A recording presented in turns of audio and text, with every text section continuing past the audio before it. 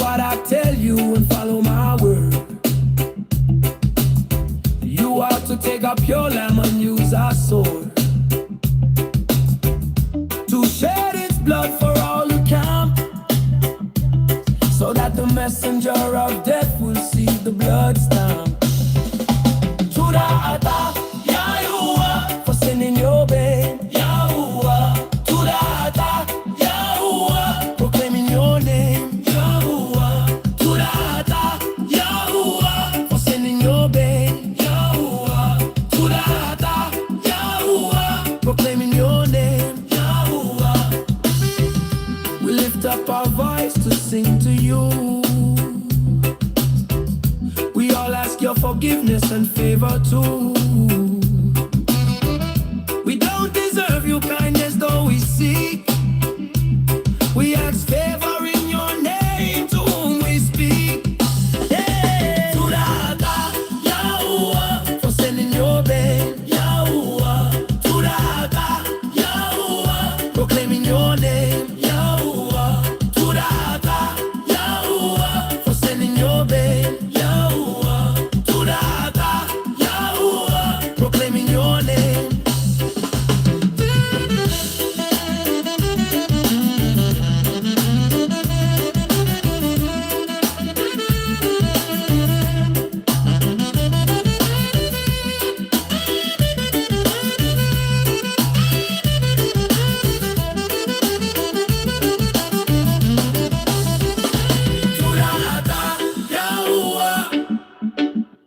Yahuwah, Tuda'ata, Yahuwah, Yahuwah, Tuda'ata, Yahuwah, for sending your babe. Yahuwah, Tuda'ata, Yahuwah, proclaiming your name. Yahuwah, Tuda'ata.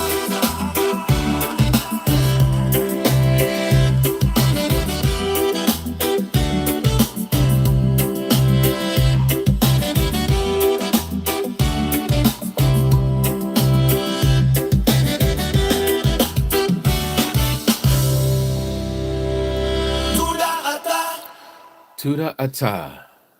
In the Baryt, that means thank you. We thank our Abba Yahuwah for sending his bane, his son, Yahushua HaMashiach. We thank him if we truly know who he is. From his teachings, we have all the reasons why we give him thanks. Let us plow. Heavenly Abba Yahuwah, Tuda'ata, for all that you have done in each one of our lives, O Abba. Abba, knowing that each one of us don't deserve you. We don't deserve you to intercede in our life and change the directory of our footsteps. For we were all in paganism, O Abba. And you saved us from that. You opened our eyes to your truth, to your agreement, your Baryt. Abba, we ask that you help us to continue to deny ourselves and to continue to walk with you. As we see the days that are approaching, O Abba, we ask that you would prepare us spiritually and mentally. Abba, we ask that you go before us in all that we do. Help us to be mindful of our speech. Help us to be mindful of our ways. Help us, O Abba, to show love one for another, as you have commanded us to do so. And help us not to forget the assembling of others, as you have told us to do, as we see the day approaching. Abba, we give you all praise, honor, and esteem. We ask that you would send in those, O Abba, that you have called to be one of your children, to come into this place, to hear this truth, as we used to be as one of them, O Abba. We palal not only for ourselves, but we palal for our friends and our families as well, and our co-workers. We palal for the leaders of this arats, of this earth, the politicians who are above us, O Abba, who take things and they hurt your people. We pull off for them as well. All this we ask in the mighty name of your Ben Yahushua HaMashiach. Hallelujah, YAHUAH. Hallelujah, YAHUAH. And hallelujah, YAHUAH. Amat. Rumamu YAHUAH. Mishpachah, sorry that I'm late. Because as you all know, our Shabbat is tomorrow.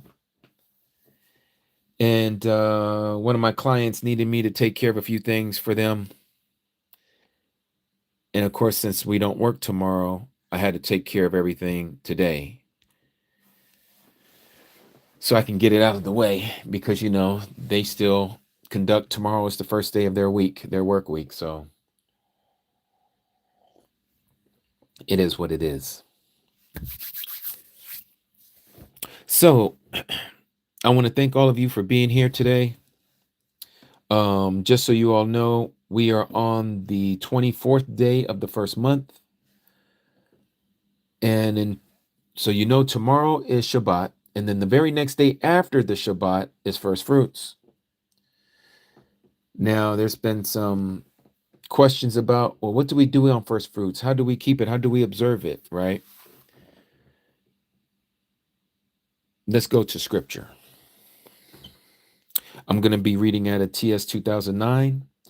Pretty soon I'll be changing over to the Hallelujah scriptures. I'm just waiting for my tabs to show up that I'm going to be placing on them. And I do that for the purpose of getting to the location of the book quicker, especially for these lives.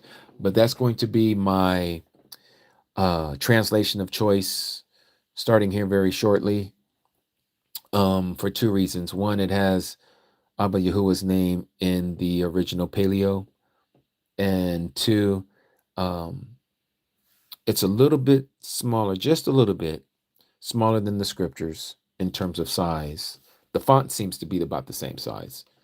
So I'm going to be using that for a lot of my live casts. Okay, so with that being said, I'm going to be reading from the scriptures, TS 2009. We're going to go to Leviticus chapter 23, where we read about appointed times of our Abba Yahuwah. These are appointed times, as many of you already know, we are still to keep. Not in its original form, but in the form that it has now been given to us through the understanding by the Ruach HaKodesh, that we observe these days according to the way that it was given, aside from the offerings physically with animals, because we understand that the Messiah, he was our offering, or as they like to say in modern language, sacrifice.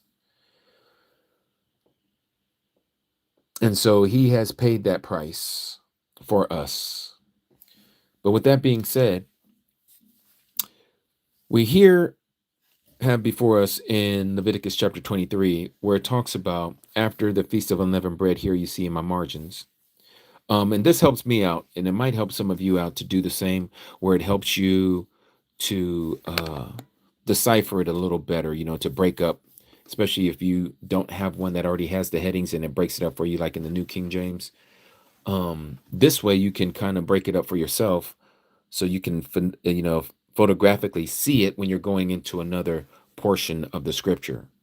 So here we have the Feast of Unleavened Bread. And then right after that, starting here in verse 9, Leviticus chapter 23, it reads, And Yahuwah spoke to Moshe, saying, Speak to the children of Yasharal, and you shall say to them, when you come into the land that I have given you, and shall reap its harvest. Notice what it's talking about, reaping harvest. These are to the farmers. Then you shall bring a sheaf of the first fruits of your harvest to the priest. So now it was to be taken to the Levitical priesthood, right? And he, that is the priest, shall wave the sheaf before Yahuwah for your acceptance on your behalf. On the day after the Sabbath, the priest waves it. So now if we go to our calendar beads, remember, we're on the 24th day today. Okay. And that one would be this one here. This is the first month. All right. All the greens are the Sabbaths on this particular calendar bead. So I have my tie down right here. Okay. Today is Arak Yom, the day before, the preparation day before the Shabbat, which is green. The day after the Sabbath is first fruits. That's the silver one right here. Okay, that would be the 26th day. Today's the 24th. Tomorrow would be the 25th, the Shabbat.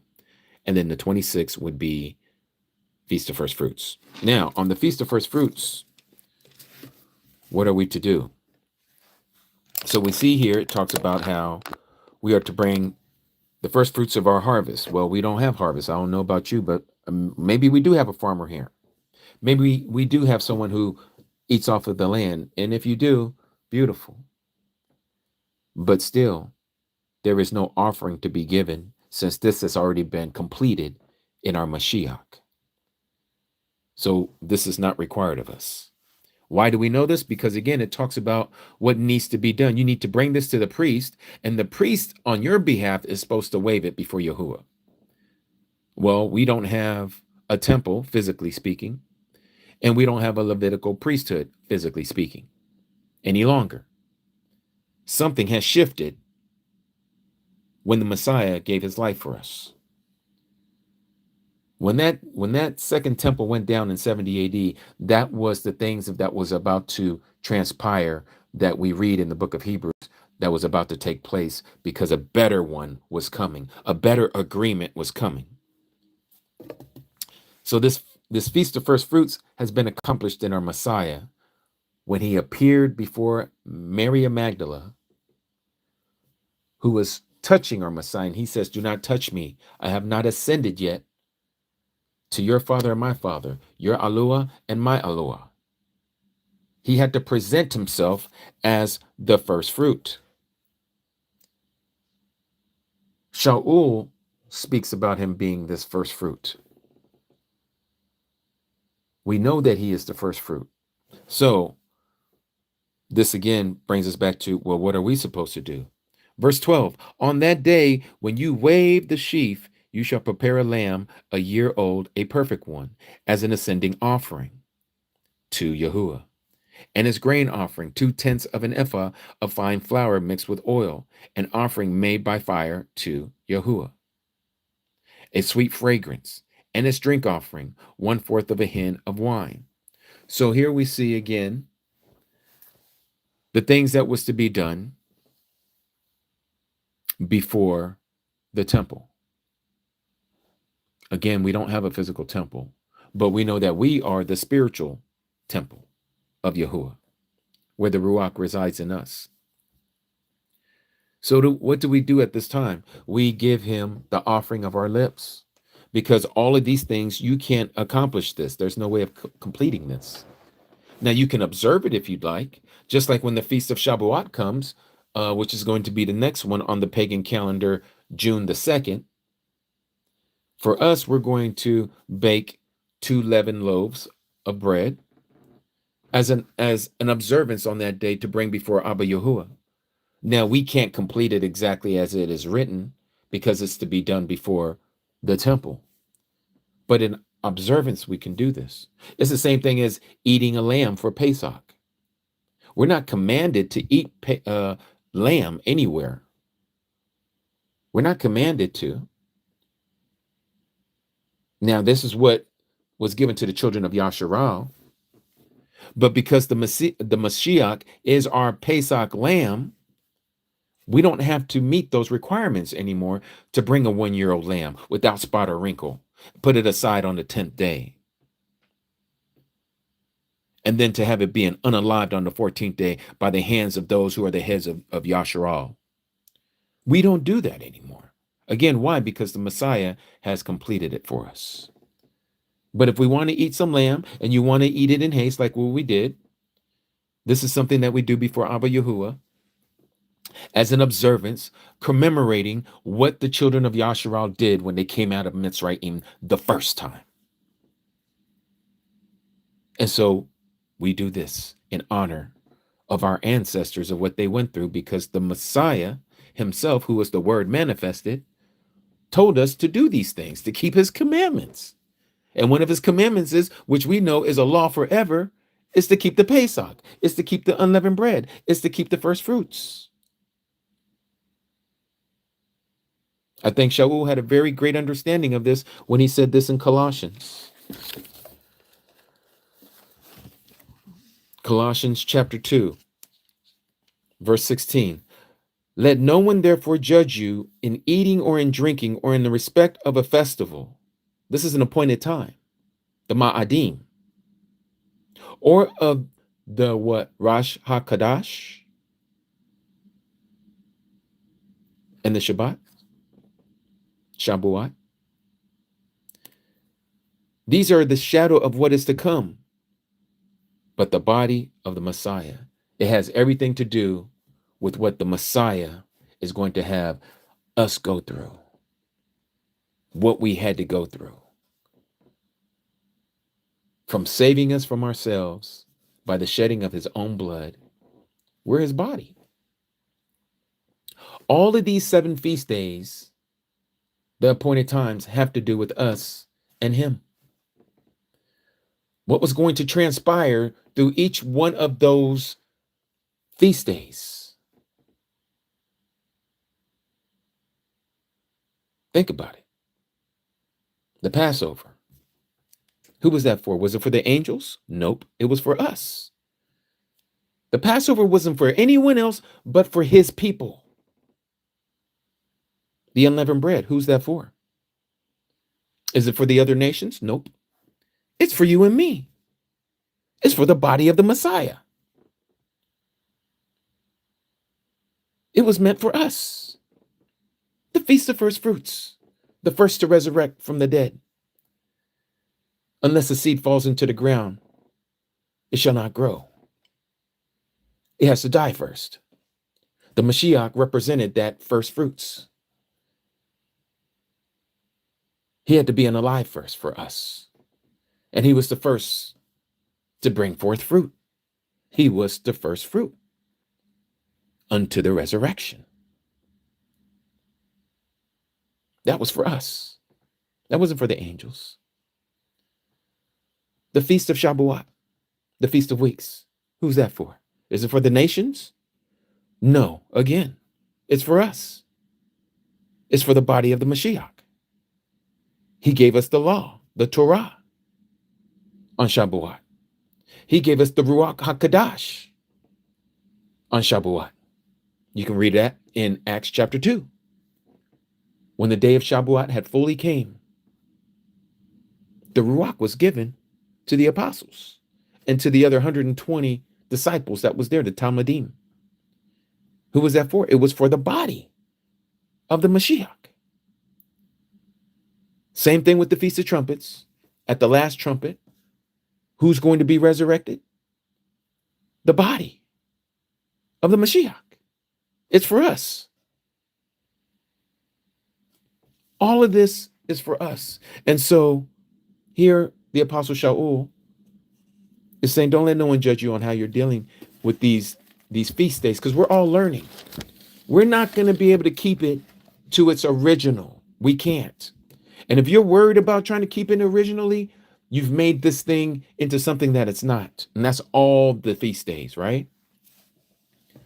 We observe these feast days because of commemorating what he told us to do, of things that has already transpired and the things that are going to come, like the Feast of Yom Teruah, the day of noise, the day of trumpets.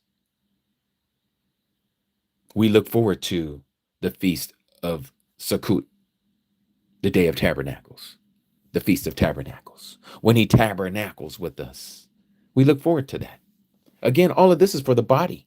This isn't for anyone else. This is only strictly for the body of the Mashiach. So what do we do on the Feast of First Fruits? If you want to bake a bread, according to what we're reading here, let's read that part again.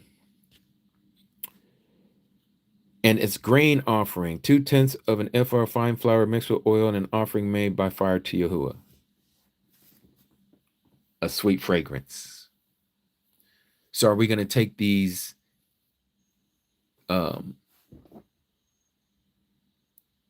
grains and mix them with oil and burn it with fire into YAHUAH? No. Nope. We're not supposed to do that. So we give him the fruit of our lips, as we know, from Hebrews chapter 13, verse 15. This is how we give our offering now, because we are the spiritual temple. And our voices is the ascending offering. Our singing is an ascending offering unto YAHUAH. Our praise and worship to him by our words, palaling to him, is our ascending offering.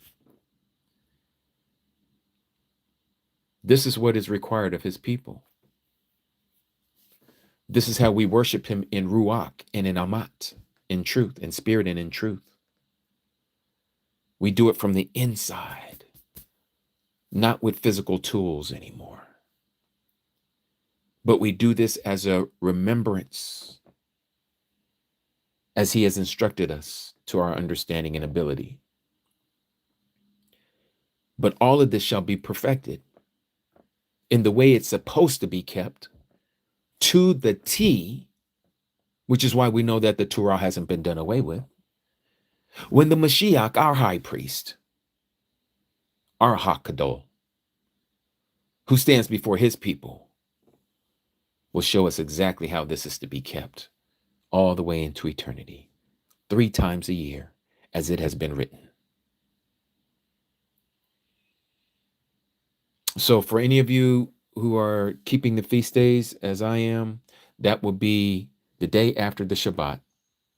So it's the day after tomorrow, which is the 26th day of the first month, that we are to give praise to him. Now, do you see anywhere here, and let us continue to read. Now, we read about here in verse 13 about this grain offering, right? Mixed with a drink offering. And you do not eat bread or roasted grain or fresh grain until the same day that you have brought an offering to your Yahuwah Elohim. When is that offering brought? Well, he just told us about it. He told us about the lamb, and he told us about the grain offering. Once you have completed those 2 things, you can now eat bread and grain. This is why it says until that same day you have brought an offering to your Yahuwah Elohim. This is a law forever throughout your generations in all your dwellings. So what do? Same applies to us. After the Feast of Unleavened Bread, Hamasot, that we just did for 7 days, even though you may not eat unleavened bread after that point, because you got to remember, he specifically told us to eat unleavened bread for 7 days, or 7 evenings rather, okay? And that you are not to eat any leavened bread. It's not to be found in your home. We know that to be understood spiritually speaking, that you are not to be leavened, right? No pride, no boastfulness. You are to walk in purity, clean, a pure loaf, right? That's not leavened.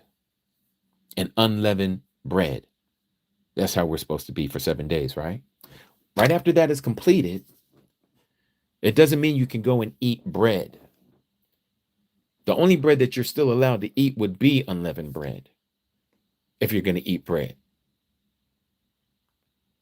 But it's not until you get down here to verse 13, where it talks about this grain offering that you are supposed to present to him.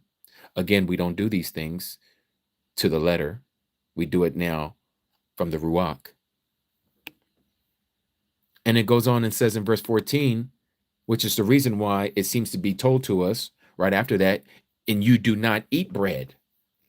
And you do not eat bread. So it's telling us from this point, looking back at from since unleavened bread, you do not eat bread until, that's what it says here, until, that's what it says, the same day that you have brought an offering to your Yahuwah Elohim. And again, what is the offering for us these days? Hebrews chapter 13, verse 15.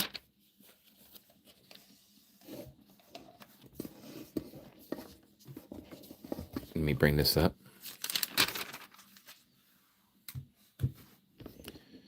It says here, verse 15, through him then, through the Messiah then, let us continually, remember, these things were to be done continually before the Most High place on the altar of incense.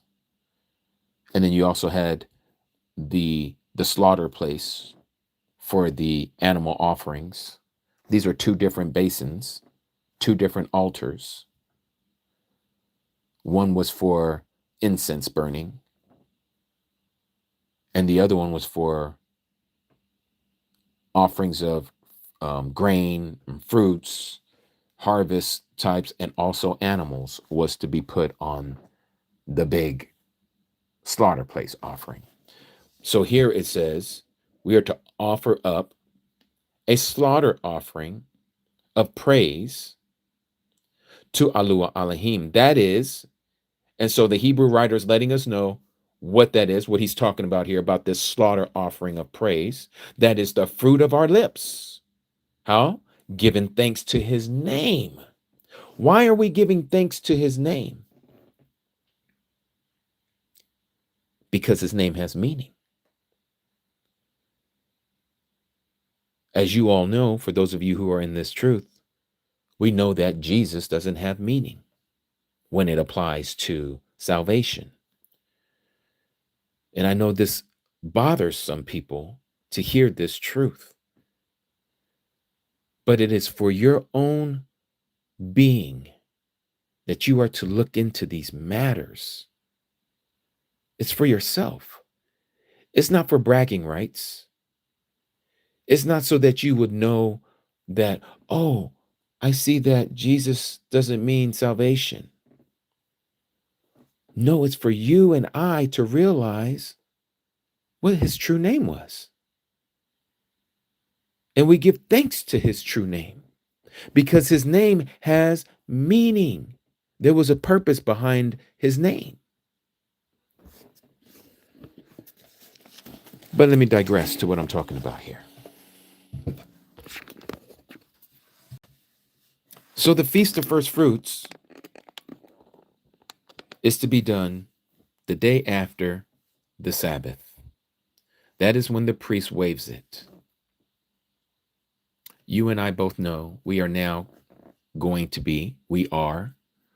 just waiting to be kings and priests and ruling and reigning with our Mashiach. If we are spiritually the temple, then by proxy, we must also be the priest of the temple. We are to conduct this temple in accordance to the laws of the priesthood, the kahuna. You and I are priests. This is why we're learning the calendar, because the priesthood had to know the calendar, the appointed times. They are the ones who instruct the people when the appointed times were to be done. We're all in training right now. Yes, Cody Jackie, this includes the women. Because again, we're thinking physically. Right now, the only priesthood that has ever been shown to Yasharal, and that's a great question. I'm glad that you brought it up. The only priesthood that has ever been shown physically to Yasharal that has been written in this book is that of the males. Okay? That of the males. But that was for a purpose. Because of who he is. and the reason why he created woman. He is the one that's first. And so he created Adam in his image. And so showing us through the storyline of Adam's kind, he's showing us his masculinity. If you're reading the word, you're seeing it. Okay, you see that he calls himself the Father.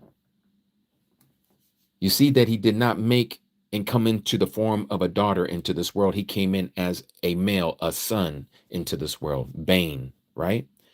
We're being told something through, again, the storyline of Adam and YAHUAH and through Adam's kind. And so the priesthood, we're told, were males over the age of 20 who could be in service to Abba YAHUAH from 20 to 50 years old before the Most High place. We don't see any women being spoken of there. When the Messiah came down, he chose 12 men to be his inner circle. He said, and he even chose one who was going to betray him. Does this exclude the women, our sisters? No, it doesn't. Scripture is very kind to the strength of the amunah of our Akodis, that us men always seem to be short for some reason, but this is the truth. You see it again in Scripture. When there was a strong woman, there was a strong woman. That woman was strong, okay? Strong. And we see this all throughout Scripture, even when the Messiah was being tortured and was led to his grave. And even the day when he was resurrected, who were the first ones to go to the grave? Was it the inner 12? Was it any of the disciples, the Talmudim? No, it wasn't. It was the sisters. They've always been there. And this is why even here with us that are coming into the truth, we notice that there are more Akodis than there are Akis that are coming into this truth.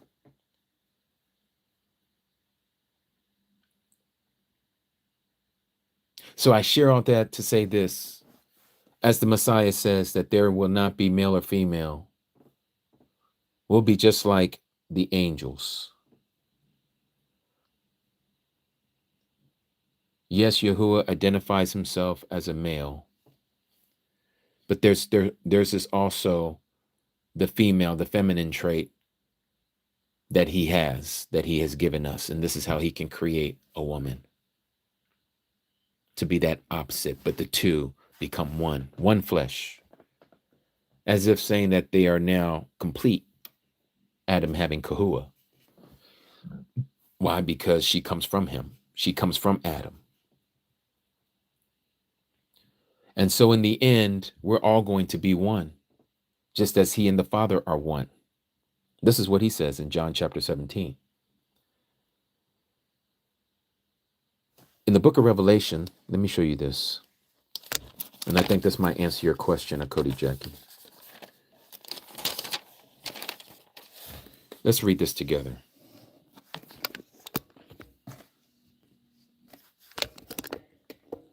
Revelation chapter 20, verse 4. I want y'all to think about what we just talked about right now about what about the women? Are they part of the priesthood? Let's see.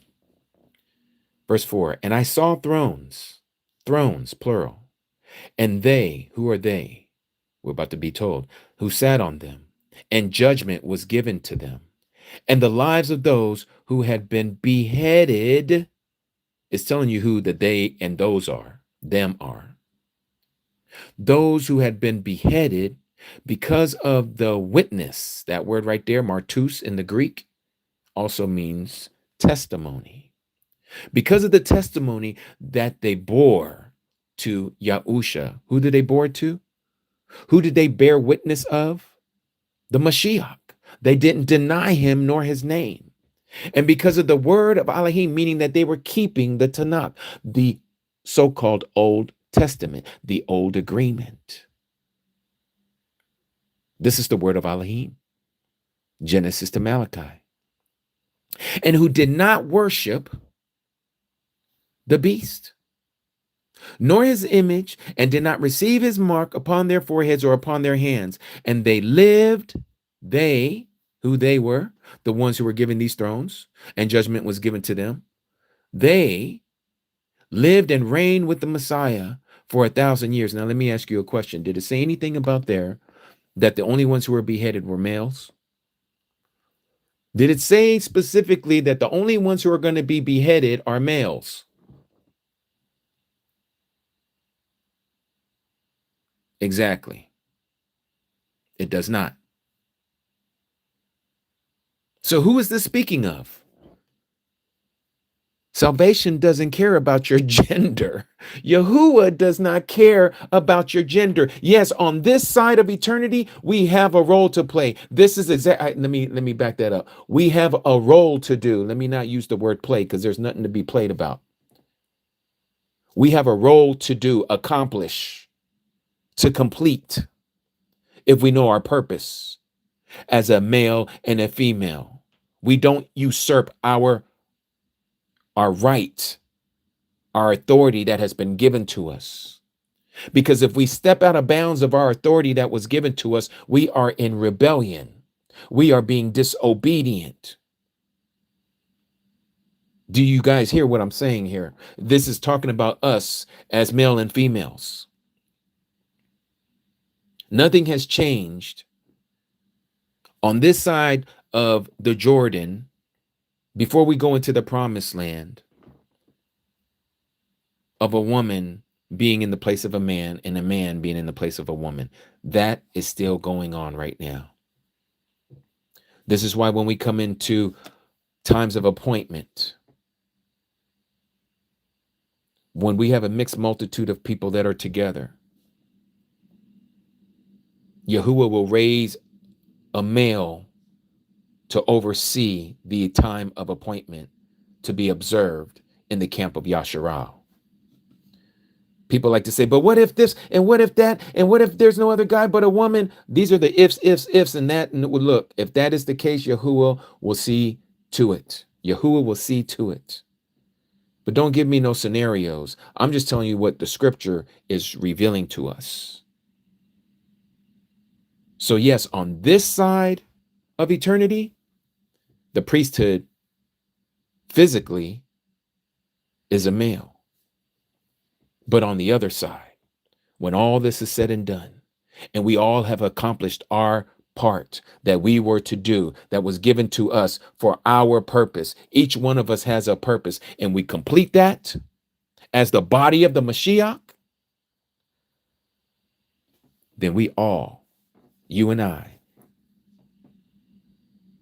Yasharal or Greek, male or female, free or enslaved, we are one in the Mashiach, and we are going to rule, and we are going to reign with our Mashiach for 1,000 years and more, forever. And that is male and female on this side of eternity, who gets to partake of the first resurrection. So you that are hearing my voice, if you didn't know that you have been given an invitation, that you have been called, well, you had just been given an invitation today. You have been called by hearing what was just shared with you. You have the opportunity to be part of that kingdom, to be a part of that priesthood that is forever. There is no greater calling that has been given to us than that we be obedient to him who created us, and he shall reward you with everlasting life. For this reason, we were created. And he's going to throw in all kinds of things, because what father would not reward their children? And so he says, I go to prepare a place for you. And if it was not so, I would tell you so. Where I go, you will be there with me. He says, the way you know, he says, this is the way. I am the way, the truth, and the life. No one can come to the Father except through me. We have a movement right now that is happening within the body of the Nazarene that want to push aside the Messiah because they don't understand that the Messiah is the Father. And they want to go directly to the Father because they say, well, the Messiah gave us the example. This is how we ought to pray. This is how we ought to fast. This is how we ought to give. They forget the purpose of why the Messiah came in the form of a man, in literal mortal flesh. He came down to do what no one could do but himself.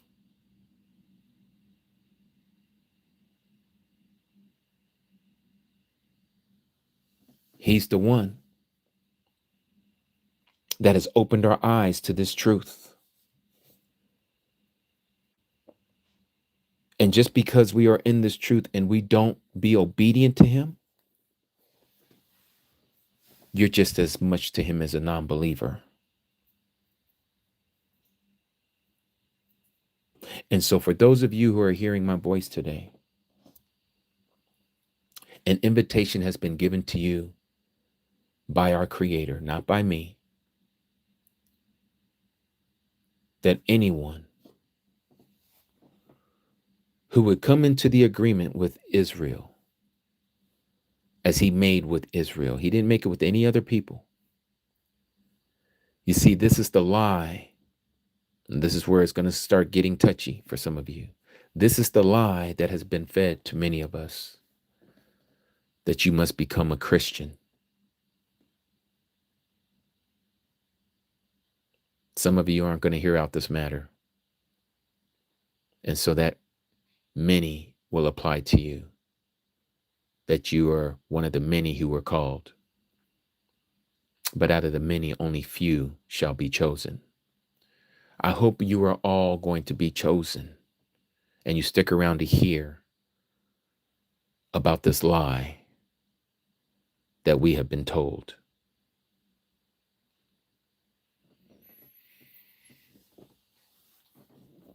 You see here in Revelation chapter 20, verse 4, we talked about these people who are going to be on these thrones. And it talks about how judgment was given to them.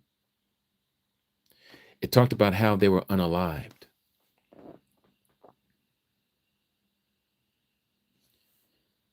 It even goes as far as to identify who these people were because what? Because of the witness, the testimony that they have of Yahushua. If these people have the testimony of Yahushua, why were they beheaded? If they were supposed to be those of the Christian belief to say that you are getting raptured out of here, then they like to say, oh, well, you don't understand. That's the tribulation saints. That's different than the church. The church is going to be whisked away out of here. We're going to be gone. We're going to be sitting up there for 7 years while the world is going through all this tribulation. And when the Antichrist is revealed, right? This is ringing a lot of bells for a lot of you, right? And then you try to tell them or ask them, show that to me in the book. And this is what they'll do. Let's go to 1 Corinthians. Okay, let's go to 1 Corinthians. Let's see what 1 Corinthians says about this thing that you call the rapture. Because I like to show you that it's a lie. And if you can stomach it, you're going to see it. 1 Corinthians chapter 15. What does it say here? Let's start here at verse 50. The Apostle Shaul, who they changed his name to Paul, says, and this I say, brethren, that flesh and blood, physical bodies, is unable to inherit the reign, the kingdom of YAHUAH Elohim, the mighty of mighty ones. Your translation may say God. That's a pagan title we don't use. Hence, it's removed from this translation because the translators know that the word God is a pagan title, just as a side note. So again, and this I say, brethren, that flesh and blood is unable to inherit the reign of YAHUAH Elohim, the mighty of mighty ones. Neither does corruption inherit incorruption. Okay? Notice that corruption can inherit incorruption. Notice verse 51. See, I speak a secret to you. Yours may say a mystery to you, a hidden secret. We shall not all sleep, we shall not all die, but we shall be changed in a moment, not taken in a moment, changed in a moment, in a twinkling of an eye. So our bodies are going to change as fast as you can blink. It's physically going to change as fast as you can blink. Like bam! Now you got an incorruptible body. But when will this happen? At the last trumpet. Let's stop right there. This is what happens when you don't have great reading comprehension. If you don't realize what is being told to you, it's telling you when this is going to happen. The apostle Shaul, Paul, he's telling you when this resurrection is to occur. He says it's going to happen at the last trumpet. Well, the scripture tells us, let every word be established by 2 or 3 witnesses. So what is this last trumpet? Where can we find a first trumpet to know where the last trumpet is? It must be in the book of Revelation, because that's the only one that I know that talks about a first trumpet and a second trumpet and a third trumpet and a fourth trumpet and a fifth trumpet and a sixth trumpet. And then there's a 7th trumpet. You know what? I wonder if the last trumpet has any correlation to the 7th trumpet. Let's take a gander. Let's go to Revelation chapter 11.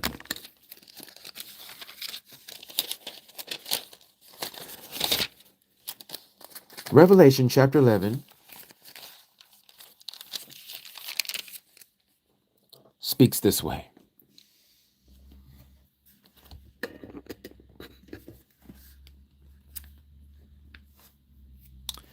And the 7th messenger, yours will say, and the 7th angel, the 7th malach, sounded, and there came to be loud voices in the heaven, or in the Shama, saying, the reign, the kingdom of this world has become the reign or the kingdom of our master and of his anointed one, his Mashiach. And he shall reign forever and ever.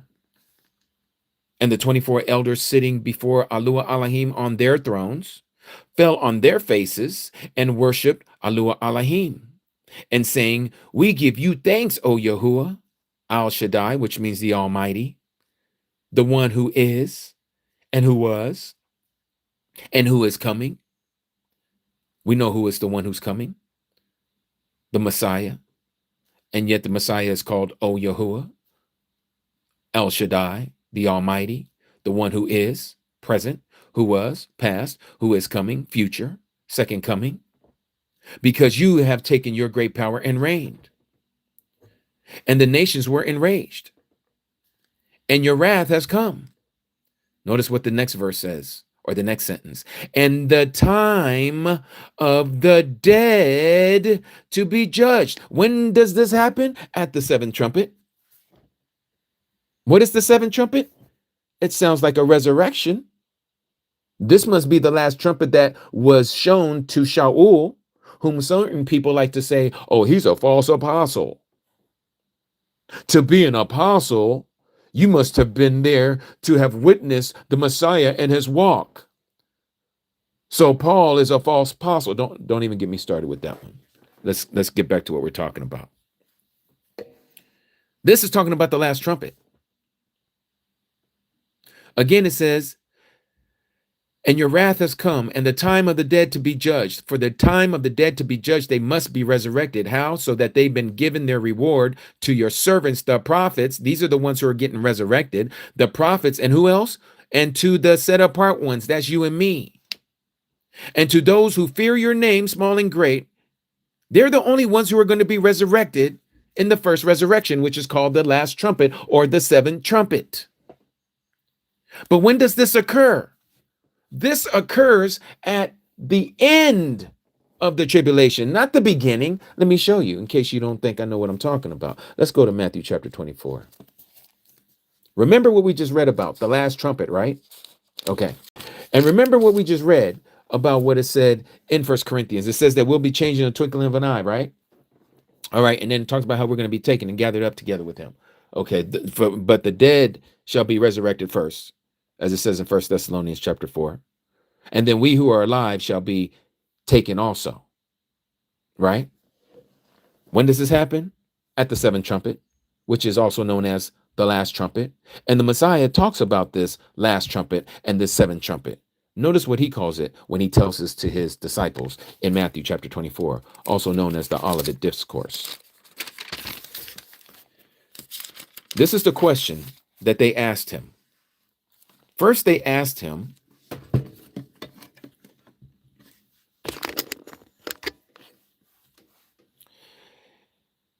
and he sat down at the Mount of Olives, and the taught ones, his disciples, came to him separately, saying, say to us, when shall this be? When shall what be? When the temple is going to be destroyed. Because he told them, not one stone shall be left upon another that shall not be thrown down. The very first thing they wanted to know is, when is this going to happen? Which you just told us about, not one stone being left upon the other. And then it doesn't stop there with the questioning. They go on and say, and notice this. They asked, and what is the sign of your coming? The sign of your coming? So at this point, they understand that the Messiah is not going to set up the kingdom, because they're asking him, what is the sign of your coming? But he's there in their presence right now. How can they be asking him, what is the sign of your coming, when you're here with them? Why are they asking him this? Or were they saying this by the inspiration of the Spirit and don't even recognize what they're saying, that it was the Spirit that moved upon them to ask this question? I'm just throwing it out there. I don't know. But it is very intriguing to see that they're asking him, what is the sign of your coming? And then they say, and of the end of the age. In case we think that they're talking about something else, they're literally talking about the erecting of the millennial kingdom. When is this going to happen? So he tells them all these things that are supposed to happen right before he comes. And so it says here, verse 29, and immediately after the distress of those days, let me read that in the King James Version. I think it's going to shock some of you. Let me read this out of the King James Version. Give me a second, everyone. Matthew 24.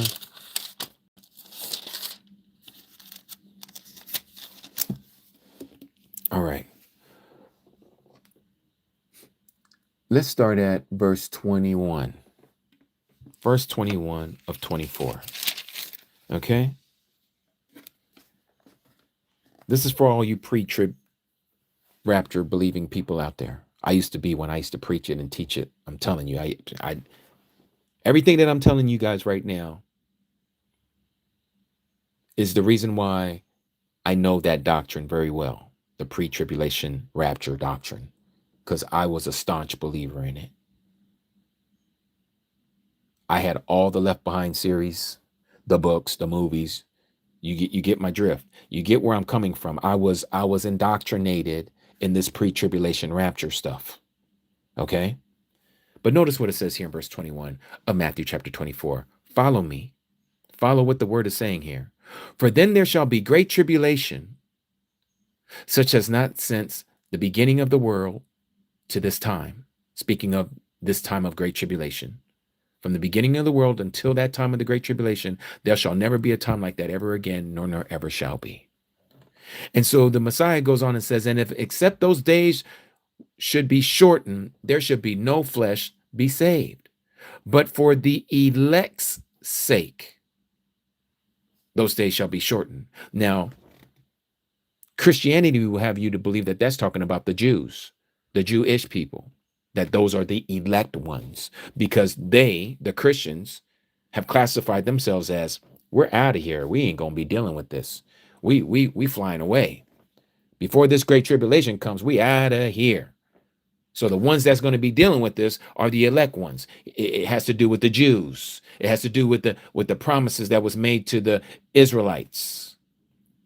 But this is where Christianity gets it all messed up and causes the confusion in the hearts and in the minds of men and women, because they don't understand prophecy, because they're looking at the wrong people as the ones who are the people of the book. And when you do that, it messes up your whole eschatological understanding, your whole end time understanding. So it says here about the elect's sake. Who is the elect's sake? Those who believe in the Messiah. Those are the ones who are the elect. Remember, he says, I chose you. You did not choose me. He elected us. We did not elect ourselves. We are the elect ones. So he is going to shorten those days. So then he talks about his second appearing. Then if a man should say unto you, lo, here's the Messiah, or there, believe it not. For there shall arise false messiahs and false prophets, and shall show you great signs and wonders. This is why you cannot follow signs and wonders. Let me show you how deep this goes in a moment. It goes on and says, if it were possible, they shall deceive the very elect. Again, the same elect's sake that he says he is going to shorten those days. If it was possible, these signs and wonders could even cause us, those who believe in the truth, to believe the lie. It's going to be that strong of a delusion.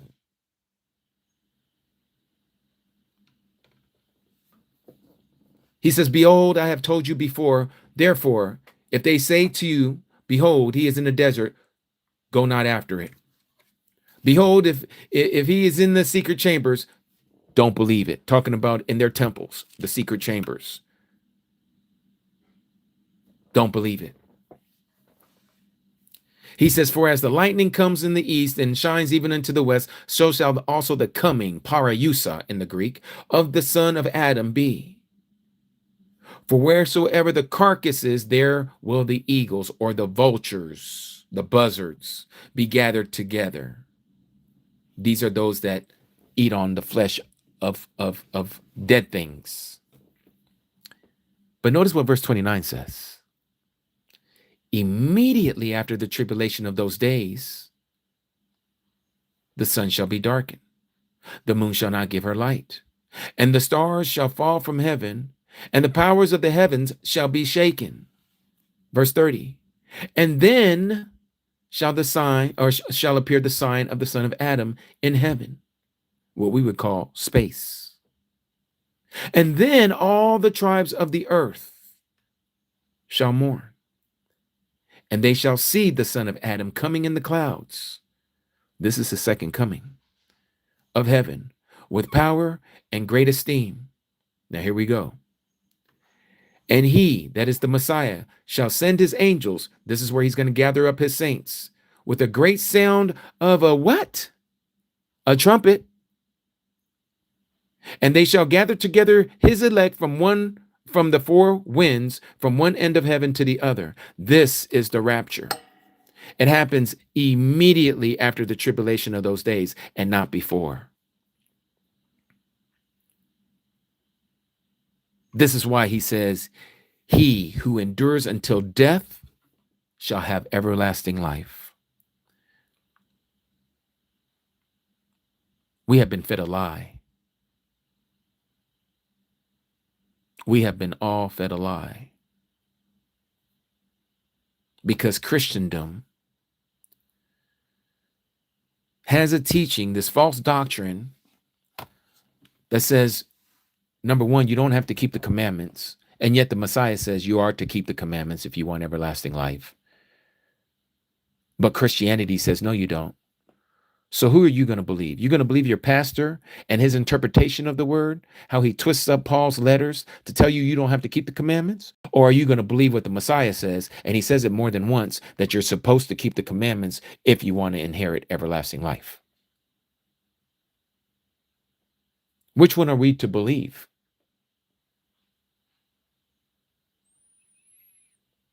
I think we ought to believe the one who is the creator of heaven and earth, and not the interpretation of somebody behind the pulpit. This is the same reason why we believe in this pre-tribulation rapture, because we don't know the word. They have taken a little bit here and they've taken a little bit there, and they got you believing in pre-tribulation rapture with the so-called trumpet. But if you ask them, well, then what is the first trumpet if there's a last trumpet? Where's that first trumpet at? And if they go along and tell you, well, here it is in Revelation chapter 8. Okay, then by that understanding, Pastor, then wouldn't the seventh trumpet be the last trumpet? And if that is the case, then aren't we going through the tribulation and not out of tribulation? Because those seven trumpets occur in the tribulation.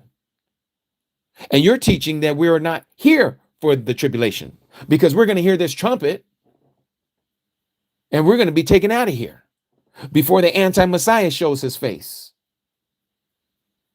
Let me show you what it says and not what you've been told. Let's go to 2 Thessalonians chapter 2.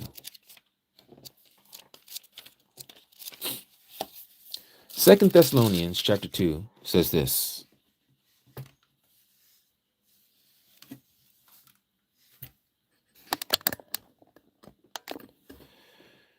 In the King James, now we beseech you, brethren. Notice what he's about to talk about. By the coming, parousia in Greek, of our Master Yahushua, not J-E-S-U-S. We're going to get there in a minute about the name. The Messiah. And by our gathering, in case there's any mistake there, what we're talking about, remember, we're talking about his coming and our gathering unto him. This is what we would call the rapture. There is a rapture. There is a rapture. But it's not when we've been told. It's not what the church has been fed. It is not what Christianity believes and teaches. He's saying concerning the coming of our Messiah and our gathering unto him, that you not be shaken in mind or be troubled, neither by spirit, nor by word, nor by letter, as from us.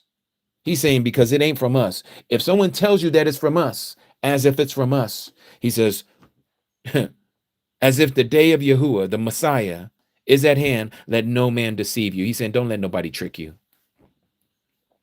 Don't let nobody trick you. Now he's about to tell them this is what must happen. Let no one deceive you by any means. For that day, what day? The coming and gathering of us to our Messiah, the day of Yahuwah. That day shall not come except, here we go, there come a falling away first. What is the falling away? I'm glad you asked that question. The falling away is that we do not adhere to the sound, true doctrine as the Messiah has taught us. And we've leaned our understanding after those who are now over us, teaching us their interpretation. So we have a whole bunch of rabbis. We just don't call them that, but that's what they are. We have a whole bunch of teachers, rabbis, that have become our spiritual leaders. And they're teaching us their inherited interpretation. They have inherited these lies from people who came before them. And those people who came before them, where did they get this? Who gave it to them? Why do we have it? Satan did this. He is the one who sowed the poison seed, the tares, when it was only supposed to be wheat out there. So Satan came and gave us a false teaching. This is the falling away, the apostasy, apostasia in the Greek. This falling away is from sound doctrine, the original doctrine. That has already taken place and is still going on to this present day. It's still being taught to the children of Adam. All this paganism, all this pagan worship. It's not only Christianity, it's Islam too, it's Buddhism too, it's all the other religions on this earth. Not one of them is without paganism. The only true belief system that has been given to us was the one that was handed from the Creator to Abraham, Abraham to Isaac, Isaac to Jacob, Jacob to the 12 sons, 12 sons to the 12 tribes, the 12 tribes,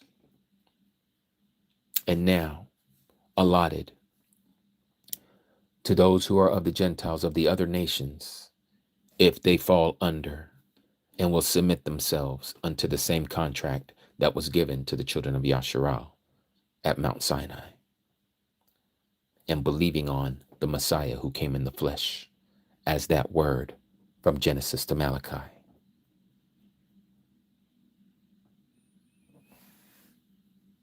So this is why the falling away has already started, and it's still going on to this very day, even in Christian circles. Satan has planted Christianity. And this is why Christianity does pagan holidays, and they take it on a pagan day called Sunday as a day of worship. All of this is pagan. The name Jesus is pagan. The cross, the image, is pagan. It predates Christianity. The Egyptians had it, pagan. The Babylonians had it under Tammuz, pagan. So why does it shock us that the largest religion on the earth, called Christianity, would not be pagan? They have veered. They have fallen away. That has already happened. And then it says, and then the man of sin is to be revealed, the son of perdition. This is why translations are very important, because you see here, it just says, and the man of sin be revealed. As a Christian, you don't put the two and two together because you're not thinking from an Hebraic Israelite mindset. You're thinking of it as the way Christianity has taught you. Sin. What's sin? Christianity says all kinds of things are sin that's not rooted in the law.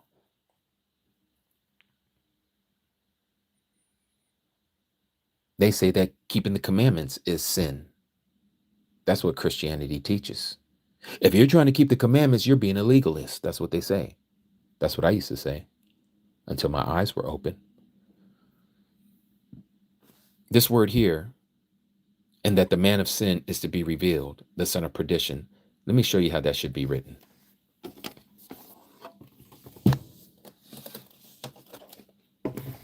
The Scriptures, TS 2009, words it this way.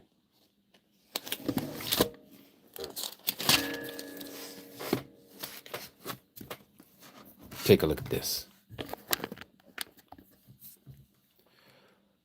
2 Thessalonians chapter 2, verse 3. Let no one deceive you in any way, because the falling away, apostasia, the apostasy, is to come first. And the man of lawlessness is to be revealed, the son of destruction. What does it mean for this man, this anti-Messiah, to be called the man of lawlessness? Let's take ourselves out of the Roman understanding, the Christian understanding, the American English understanding. It's talking about not following the laws of Moses. They're lawless. This man does not follow Torah. He's Torahless. That's what Shaul, Paul, is talking about here. But we don't see that when you see the word, the man of sin. We don't see that because we're not taught that it's talking about the law, the Torah. He is literally speaking of the man who is going against the laws of Yahuwah, the creator. This is why he's anti-Messiah. He's a false Messiah, because what did the Messiah do? Did he not follow the laws? So he would be a man of law. This one is the opposite, the antithesis, the anti-Messiah. He's a rebel. He doesn't follow law. He's the one who opposes and exalts himself above all that is called Yahuwah Elohim. Yours would say the pagan word God, or that is worshipped, so that he sits as Yahuwah Elohim in the dwelling place of Yahuwah Elohim, showing himself that he is Elohim. This is why we know there's a third false temple coming, because he's going to show himself to the world, because this is what he's always wanted. He wanted worship. Halal, who they changed his name to Lucifer in the Latin, halal meaning praise, that's Satan's original name at creation. When he was created, Yahuwah gave him the name praise, as we would say in English. Halal is where we get the word hallelujah. Praise I am. Praise Yah. So he's going to sit in this third temple showing himself that he is Elohim. Let's back up to what we were talking about. To the coming and the gathering together of him, for us to go to him, the rapture is going to happen, but not as we've been taught. Shaul makes it clear this must take place first. The falling away has to happen first, and then the man of lawlessness must be revealed. He hasn't been revealed yet. And not only has he not been revealed yet, but he is going to wage war against the saints, Revelation chapter 13. And he is going to overcome the saints. That is you and me. Let me tell you something. A person who is not prepared for a match in a boxing ring has no hope. Because the guy who's across the ring from him, who has been training day in and day out, and he was preparing for that fight, he's going to overcome that guy or that woman who stepped in the ring with him and wasn't prepared. That's what's happening to the Christian church. You have all been fed this lie from Satan to say, don't get ready for the fight. Don't get in the ring. You don't have to worry about getting in the ring because you can go out. There's a way of an escape for you. There's the exit. And the whole time there is no exit. And he's telling you, oh, you don't have to get in the ring. And that day comes. And you're forced into the ring. Guess what's going to happen to your eyes? Guess what's going to happen to your heart? Guess what's going to happen to your thought? Guess what's going to happen to your peace? It's all out the window. You're going to panic. You're going to panic. And they're going to say, little Tommy, little Susie, if you want your life back the way it was before all this occurred, just put your right hand right here. Take this. Take this right here. There, now you can get back in society. You can buy, you can sell, you can trade.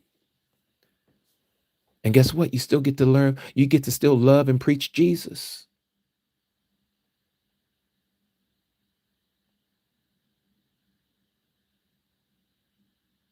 A lot of people don't understand what is happening right before their very eyes.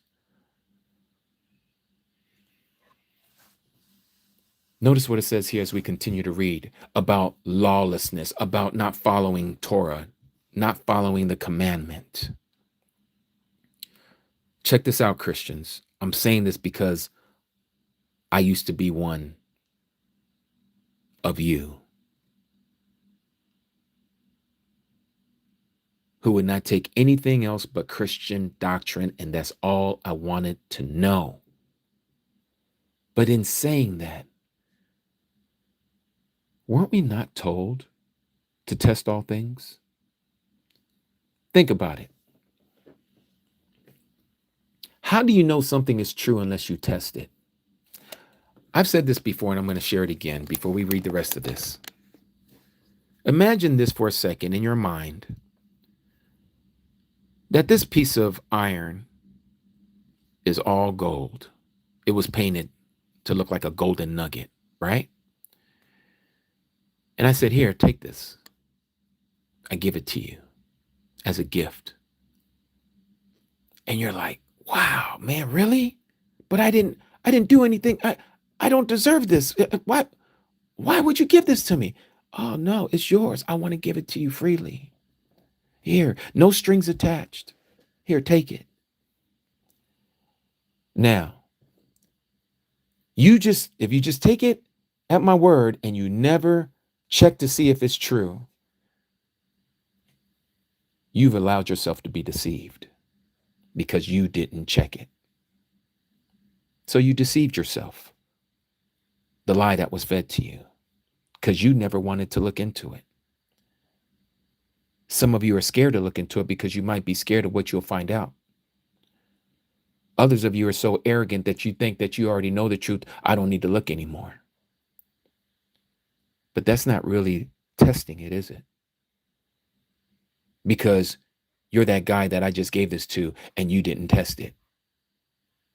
Because you respected the position that I was in authority behind the pulpit or on TV. And I got a whole bunch of followers. And so you're like, this guy can't be wrong. Look at all these other people that are following him. And he seems to know what he's talking about. But you still didn't check it. So who's the one who's deceived here?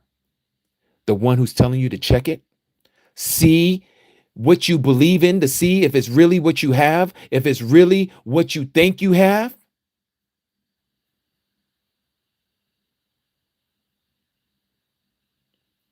And then you start rubbing this golden nugget. Man, let me see. Let me take this. I'm going to take this to a jeweler and I'm going to have it checked. Now you're doing what you're supposed to be doing. Now you're looking into the matter because you're skeptical. There's nothing wrong with being a skeptic.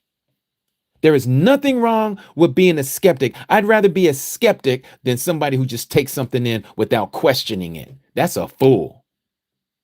I'd rather be called a skeptic. That's right, I'm skeptic. I'm skeptic of what the government is doing. I'm skeptic of what the pastor is talking about. I'm skeptic of everything that I'm seeing on TV. I'm wondering if it's real or not. I'm skeptic of the person who is right across the street from me, who's supposed to be my neighbor, until he shows me otherwise. I got to see his fruits. I'm skeptical. I'm skeptical. And I'm proud to be skeptical. Because I'm going to check. I'm going to see. I'm going to test if it's true or not. I'm testing my friendships. I'm testing my Codys that are around me. Are they true? Are they real? Is this someone that I can lean on? And I can share things? It's the same thing with this walk. YAHUAH says, test me and see. Test me and see if I won't open up the windows of heaven for you. So how do you test him? You got to test his word. He says, remind me of my word. Bring it back to my remembrance. Not that he needs you to remind him. It's for you to know that you know his word. He wants to hear it coming out of your mouth. Just like you over here saying all these songs that you loved when you was growing up. You know every lyric, every word before it even comes out. You already know it. It's like clockwork in your brain. And you already know it. You're singing along with the artist. Well, why aren't you singing along with this artist? The one who gives you the words that has fashioned the heavens and the earth. Why aren't you knowing those words like you know those people who are singing these devilish songs?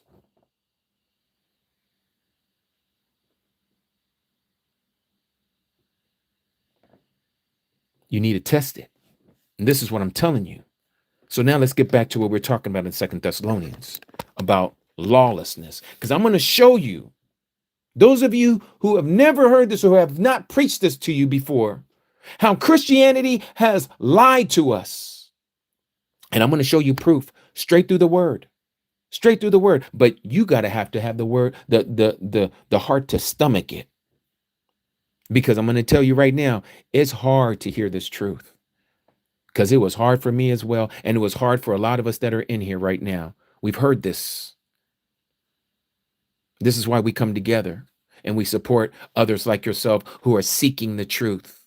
And we come together so that we may learn together.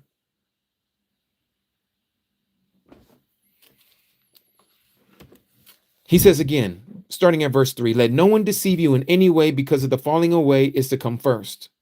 And the man of lawlessness, Torahlessness, one who doesn't follow the law, is to be revealed, the son of destruction. This is the anti-Messiah. So these two things must happen. The falling away and the man of lawlessness, the anti-Messiah, is to be revealed. Hasn't been revealed yet. People saying, oh, it's President Trump. We don't know that. Stop making false accusations. You're breaking the 9th commandment by doing that.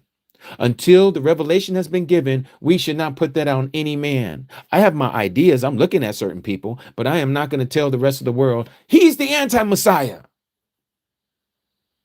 as if I know for certain. We are not to be the accusers of our brethren. So it goes on and says, who opposes and exalts himself above all that is called YAHUAH Elohim, or that is worship, so that he sits as YAHUAH Elohim in the dwelling place. This is going to be this false third temple of YAHUAH Elohim, showing himself that he is Elohim. Do you remember, or you not remember, that I told you this while I was still with you? This is what Shaul is saying. And now you know what restrains. Now you know what is holding back for him. Who's him? This man of lawlessness, to be revealed in his time. It's for a particular time. YAHUAH has a date that he has set that is going to go forth throughout the camp of Yasharal. This is the anti-Messiah that was written of. And we're going to know. It's going to be revealed to us, not to the rest of the world. The rest of the world don't know that this man is a man of lawlessness because they don't know the law. So how could they know this man who doesn't know the law is the one who is the lawless one? He's just like them. They're all lawless. It's the ones who are following the law that knows those who don't follow the law because they're not keeping certain things that YAHUAH told us to keep. This is why he says the Sabbath, the true Sabbath, shall be a sign between us and him. This is why he's given us the new and true calendar. Let me say renewed calendar. He has restored it unto his people that has been lost for centuries because we were taught the lie. We were given the lying calendar that was given to us by the mother church.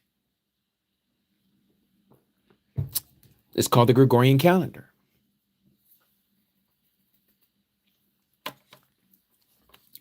So he says, do you not remember that I told you this while I was still with you? And now you know what restrains for him to be revealed in his time. For the secret, the mystery of lawlessness, yours will say iniquity, which is why you don't understand what it's actually telling you. It's literally saying the secret of not following the Torah is already at work.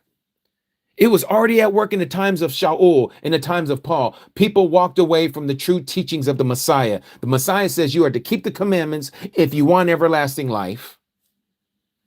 And there was people already saying, no, you don't have to keep the commandments to have everlasting life. Just like we're hearing people today in Christianity. This was already started back then, during the times of Shaul. He says it's already at work. Only until he who now restrains or holds back comes out of the midst, and then the lawless one shall be revealed. So what is that? When is he going to be revealed? According to this, it's not going to happen until somebody says, okay, no more. Stop restraining it. Let the floodgates go. Come on out of the way. Stop holding it back. Let the evil flourish. Who are we talking about? We're talking about the Archangel Michael.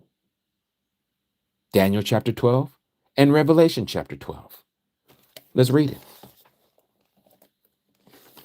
it.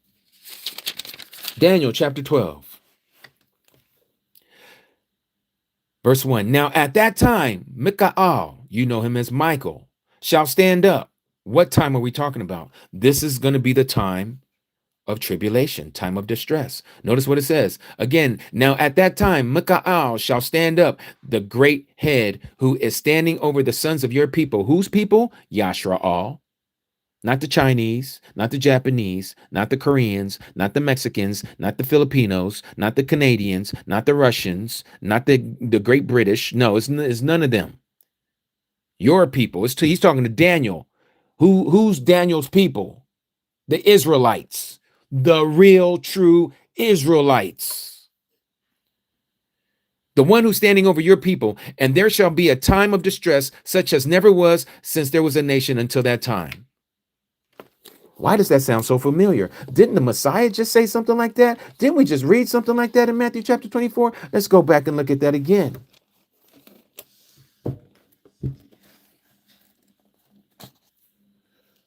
For then there shall be great distress. The King James Version says there shall be a great tribulation, such as not been since the beginning of the world until this time, no, nor ever shall be. That sounds just like what we just read here in Daniel chapter 12, where it says this. And there shall be a time of distress, such as never since there was a nation until that time. So Michael, he's the restrainer, just like it says in the book of Revelation, chapter 12. What does it say in Revelation chapter 12? Verse 7. And there came to be fighting or wars in the heaven. Michael and his messengers, the Malachim, the angels, fought against the dragon, and the dragon and his messengers, the angels, fought. But they, that is the dragon, and those fallen ones with him, were not strong enough, nor was a place found for them, these fallen ones, with the dragon in heaven any longer. Why? It says, and that great dragon was cast out, that serpent of old, called the devil and Satan, just in case you don't know who this dragon is, who leads all the world astray. How does he lead them astray? Through lying false religions like Christianity and Islam. He was thrown down to the earth, and his messengers were thrown out with him. This is the restraining. The archangel Michael and the angels that are under his authority are the restrainers. It is until they are taken out of the way, then the anti-Messiah shall be revealed. Why? Because the dragon has come down to the earth. Notice what it says here. And I heard a loud voice, verse 10, saying in the heaven, now have come the deliverance, the salvation, and the power, and the reign of our YAHUAH Elohim, our mighty of mighty ones, and the authority of his Messiah. For the accuser of our brethren, who's the accuser of our brethren? Satan, who accused them before YAHUAH Elohim day and night, just like he did with Job when he presented himself before the throne of Abba Yahuwah in Job chapter 1. He accused Job in Yahuwah's face. He was thrown down. Thrown down where? He was thrown down to the earth. He was thrown to the earth. But notice what it says. And they, here's a side note. And they, who's they? The saints overcame him. Who's him? Satan, because of the blood of the Lamb and because of the word of their witness. That's the testimony that we were reading about earlier. And they did not love their lives to the death. Hello, everyone. Hello, Christians. Notice what's getting ready to happen. You better get ready for this fight. You better get ready to strap up your Timberlands. You better put on your gloves. You better get ready for this fight. Stop thinking that you're escaping. You're not escaping. You need to come out of her, my people, as it says in Revelation chapter 18, verse 4. Come out of her teachings. Come out of her doctrines. She has lied to you. You have drunken of her wine, and you don't even know that you're drunk because you are stumbling all over the place. You are not on the straight and narrow. You are on the wide, broad road that is leading you straight to destruction unless you come out of her. This is what we're living in right now. This is why he's opening up the eyes of his people for those who have eyes to see and have ears to hear what thus says the Ruach, the Spirit of Yahuwah. We have been asleep. Stop being asleep like the 5 foolish virgins. Matthew chapter 25. You need to wake up because the bridegroom is about to come. But before he shows up, there's going to be a time like no other time, nor ever shall be. This is the time of Jacob's trouble. It is the time of Israel's trouble. Those who are native born and those who have been grafted in, because we believe the testimony of the Messiah. And just like the apostles had to give their lives, guess what you have to do? If the Messiah had to give his life and the apostles had to drink of the same cup, what makes you think that you're not going to have to drink of the same cup as well? Don't nobody want to suffer. I get it. Don't nobody want to be tortured. I understand. Even Peter understand that. That's why he denied our Messiah 3 times, because he was afraid. But when he saw the resurrection of the Messiah, he was bold as a lion. He was like, oh man, I believe now. I see he is the Messiah. I was just saying it with my mouth, but my heart wasn't really with him until he resurrected and I saw him with my own eyes. And now Kappa, Peter's like, I believe, I'm willing to die. In fact, don't even hang me like you hang my Mashiach. Hang me upside down. I'm not worthy to even die the way he died. Hang me the opposite. That's where we're supposed to be in our walk. I just showed you that the pre-tribulation rapture is a lie. I'm using the same verbiages of passages, 1 Corinthians chapter 15, verse 51. The last trumpet. That last trumpet is the 7th trumpet. I showed you in Revelation chapter 11, the 7th trumpet, where it talks about how the prophets and the saints who were dead were given their rewards. What is the reward? Everlasting life.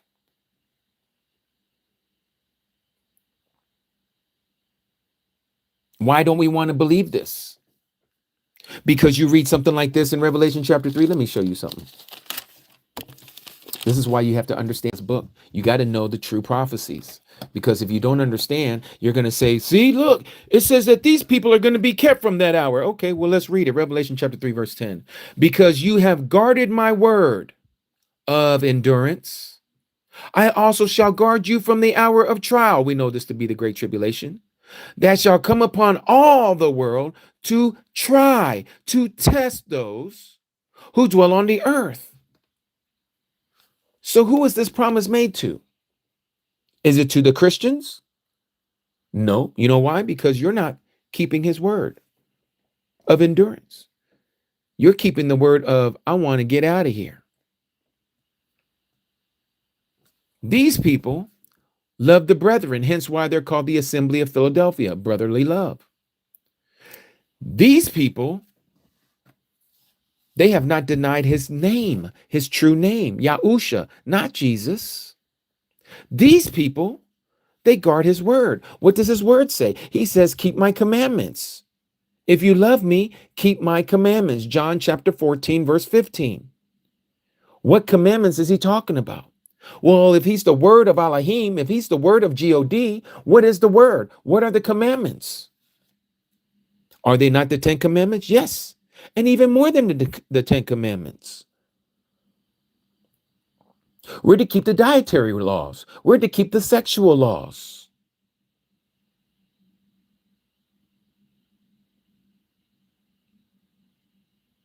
The only laws that we don't keep is the temple, the animal sacrifice, ceremonial laws. We observe those now. We commemorate those things for what they were, as we understand that with what the Mashiach has done for us.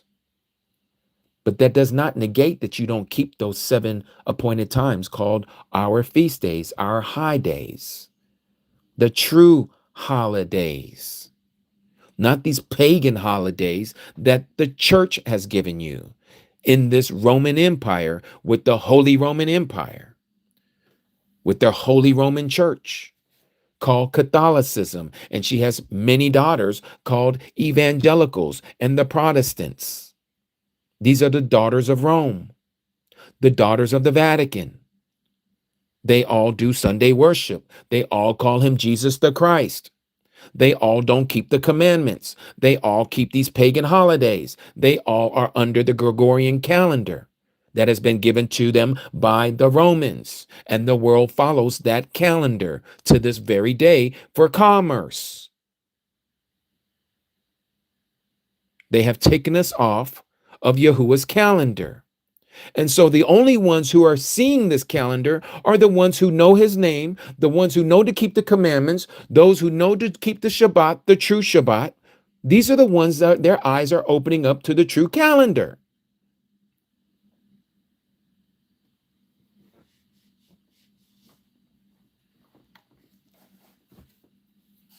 Because you have guarded my word of endurance, I shall also guard you from the hour of trial that shall come upon all the world to try those who dwell on the earth. Do we have a second witness to this? Yes, let's go to Luke chapter 21. What does it say in Luke chapter 21 about these people who are not going to be here during that time? Watch then at all times, Luke chapter 21, verse 36, and Paul, pray that you be counted, there's a number, that you be counted worthy to escape all this that is about to take place and stand before the Son of Adam. Who are those who are going to be counted to escape and stand before the Son of Adam, stand before the Messiah? Revelation chapter 14, verse 1. And I looked and saw a lamb. There's the Messiah, the Son of Adam, standing on Mount Zion. What Mount Zion is this? It's not the earthly one, it's the heavenly one. And with him, 144,000. Oh, these were the ones who were counted worthy to escape those things that are about to come upon this earth, to test those who dwell upon it. They have their Father's name written upon their foreheads. This is the 144,000. They're the only ones who shall not be here during the time of trial. Everyone else is going through the great tribulation. And those of us who know this truth, most of us are going to have to give our lives for it. That is the YAH honest truth.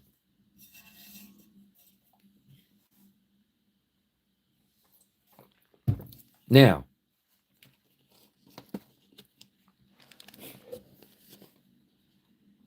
let's go here to the name.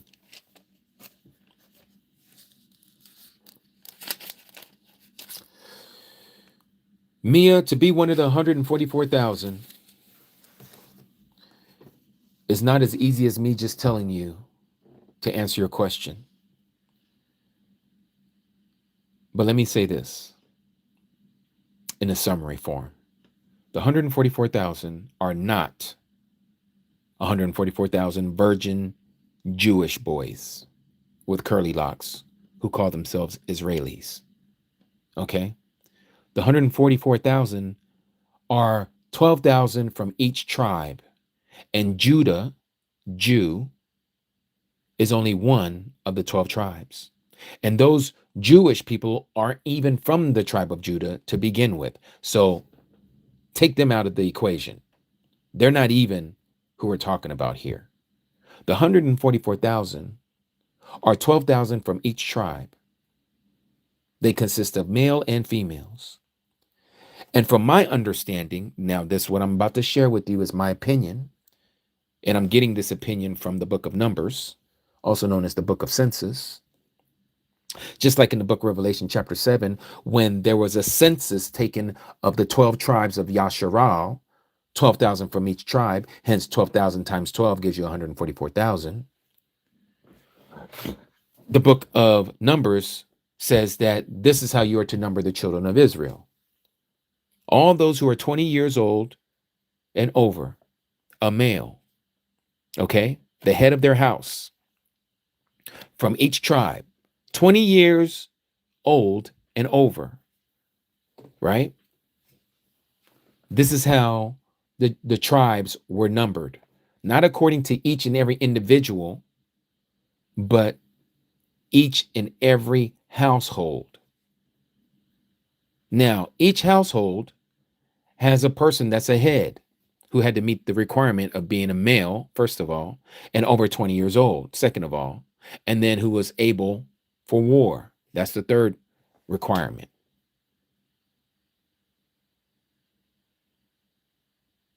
Hey, spiritually speaking, as we were speaking earlier, the 144,000 is more than just male. It could also be a female. One would say, well, how is a female to be a head over a household? I would have you go and look at the story of Rahab. This prostitute saved her family because of her belief. Her father and her mother, her brothers and sisters and their children were all saved because of her belief of what can happen if she didn't become YAHUAH. And so she hid out the 2 spies. But again, that's who the 144,000 is. If you lined yourself up by keeping the commandments, mix, you too could be one of these 144,000. Not everybody who's hearing me right now is one of the 144,000. I don't even count myself to be worthy to be one. If I am, praise Abba Yahuwah. But in my mind, I'm ready for the fight.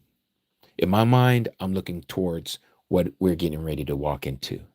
I am seeing the signs of the Great Tribulation about to come over the horizon. I see the day when you cannot buy, sell, or trade unless you have this digital mark that is going to connect you to the beast system so that you are part of their commerce. This whole thing that the Seventh-day Adventist is teaching is false for those of you who are following Ellen G. White's teachings of the Great Controversy. You want to believe in a Sunday law as being the mark of the beast? By all means, you can go ahead and believe that. It is part of the beast system, nonetheless. But it is not the mark that is going to allow you to be able to buy, sell, or trade unless you have the mark.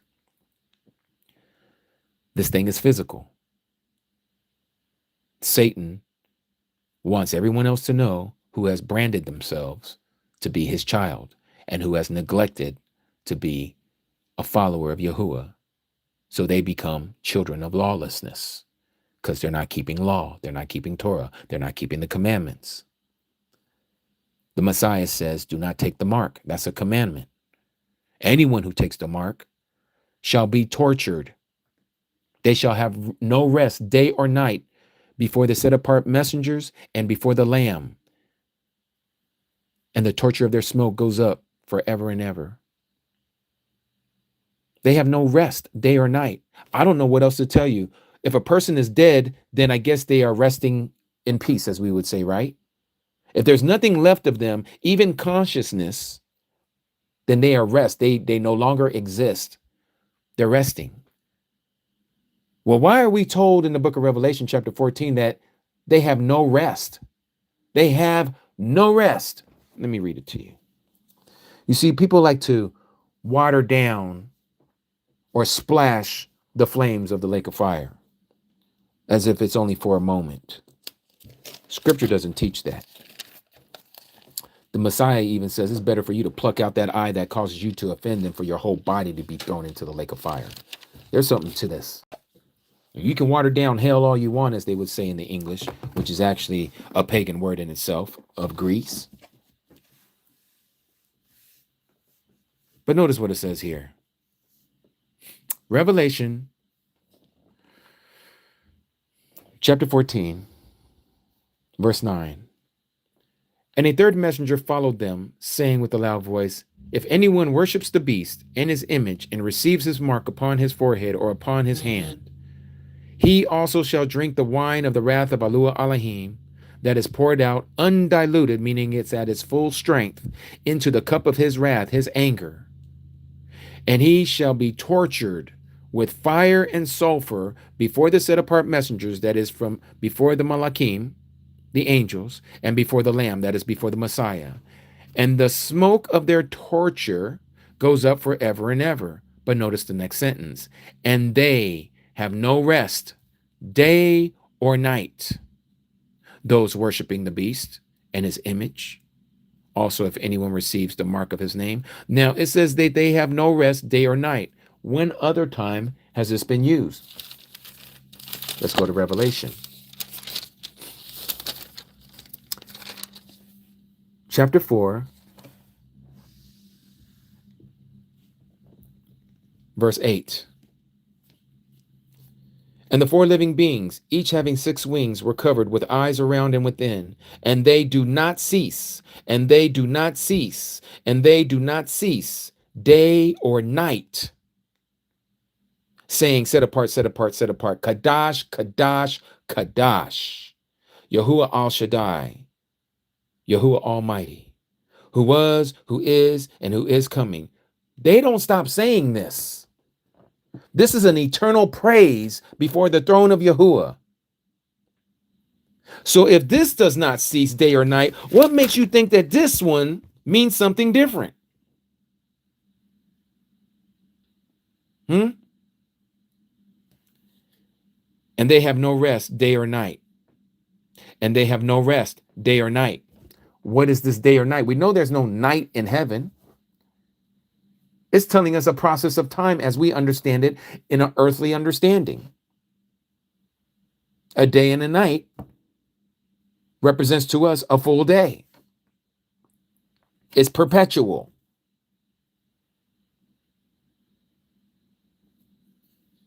This forever. And anybody who's teaching you otherwise is lying to you. Don't make it seem like, oh, it's worth doing all this sin because you know what? It's only going to hurt for a moment. And then I'm out of there. I won't feel nothing. I won't even exist. I won't even know anything. It'll be just like before I was alive. I didn't even know that I knew myself. I just had no idea that I even existed. This is the concept that people are teaching others. Do you not understand that you have a part of you that comes from the eternal being, the creator of heaven and earth? He gave you a piece of him. And that part that he gave of himself to you is eternal. There's no end to your life. It's either you're going to live with him or you're going to be separated from him forever. That's it. People over here talking all kinds of nonsense. This is part of some of the things that I would have to say that I agree with some of the teachings of Christianity. You see, people want to take and throw out everything, the child with the bathwater. They think they're only keeping the child. But really what they're throwing out was the bathwater.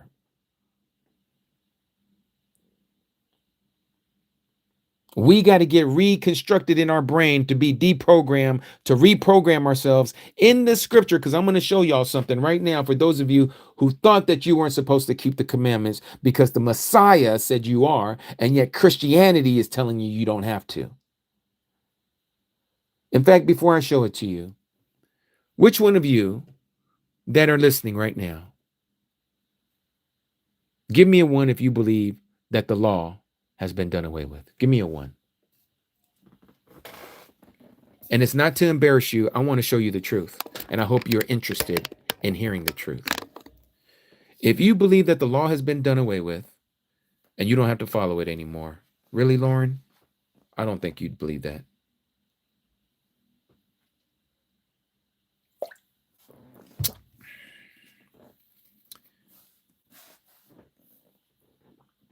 So there's nobody here that believes in the law being done away with?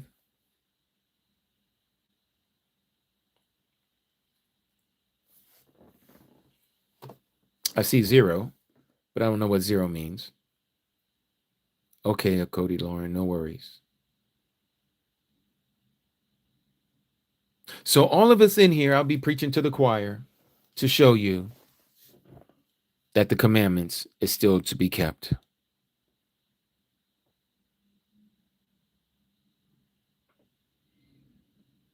The other thing, his name is very important. Let's go into a deeper understanding here. Let's go to the book of Exodus. In the book of Exodus,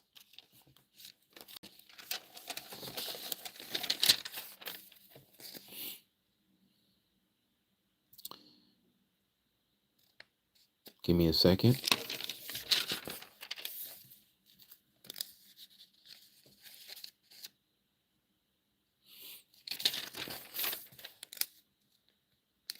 Okay, those are the laws concerning the servants. Let me go a little further here.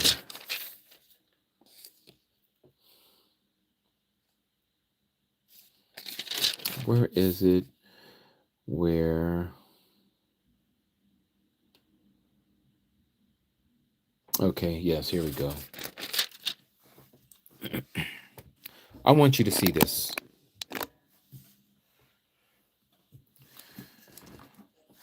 There's a parallel that was told to us with the children of Yasharal. This is why we know that we are in the wilderness of the peoples right now. We are in the so-called second Exodus right now. Okay, this is not something that's going to happen in the future where you're going to get gathered up and Yahuwah is going to go before you and take you out of this world and have you out in the wilderness and he's going to talk to you. That is happening right now, symbolically speaking. He is talking to us in the wilderness right now because we're not in the promised land. Okay? He's talking to us while we're still being influenced with Egypt ideology. Egypt is a mindset. The world is a mindset. This is why Yohanan, John, says in his book, anyone who loves the world or the things in it, Yahuwah, is in separation with that person. There's a separation between you and Yahuwah because we're not supposed to love the things of this world, the lust of the eyes, the pride of life, right? We're not to fall in love with this world. What is it? Lust of the eyes, lust of the flesh, and the pride of life. Yeah, that's what it is. And so we're to have this different mentality. So what we're getting ready to read right now about the golden calf, I want you to see this with spiritual eyes. Check this out. So it talks about here, before we go into verse 32, Yahuwah gave Moses, the first set of the stone of the law, okay, the Torah. He gave him the first set. It says here, and when he had ended speaking with him, with Moshe, on Mount Sinai, he gave Moshe 2 tablets of witness, or 2 tablets of the testimony, the agreement. Tablets of stone, written with the finger of Elohim. And it goes on and says, and when the people saw that Moshe was so long in coming, Moshe here represents typology of the Messiah. Moshe represents the Messiah already resurrected. Moshe represents the second coming of the Messiah. So it says, Moshe was so long in coming down from the mountain. He was so long from coming back from the kingdom of Yahuwah. The people gathered together to Aaron, gathered together with their priests, their pastors, their teachers, their leaders, and said to them,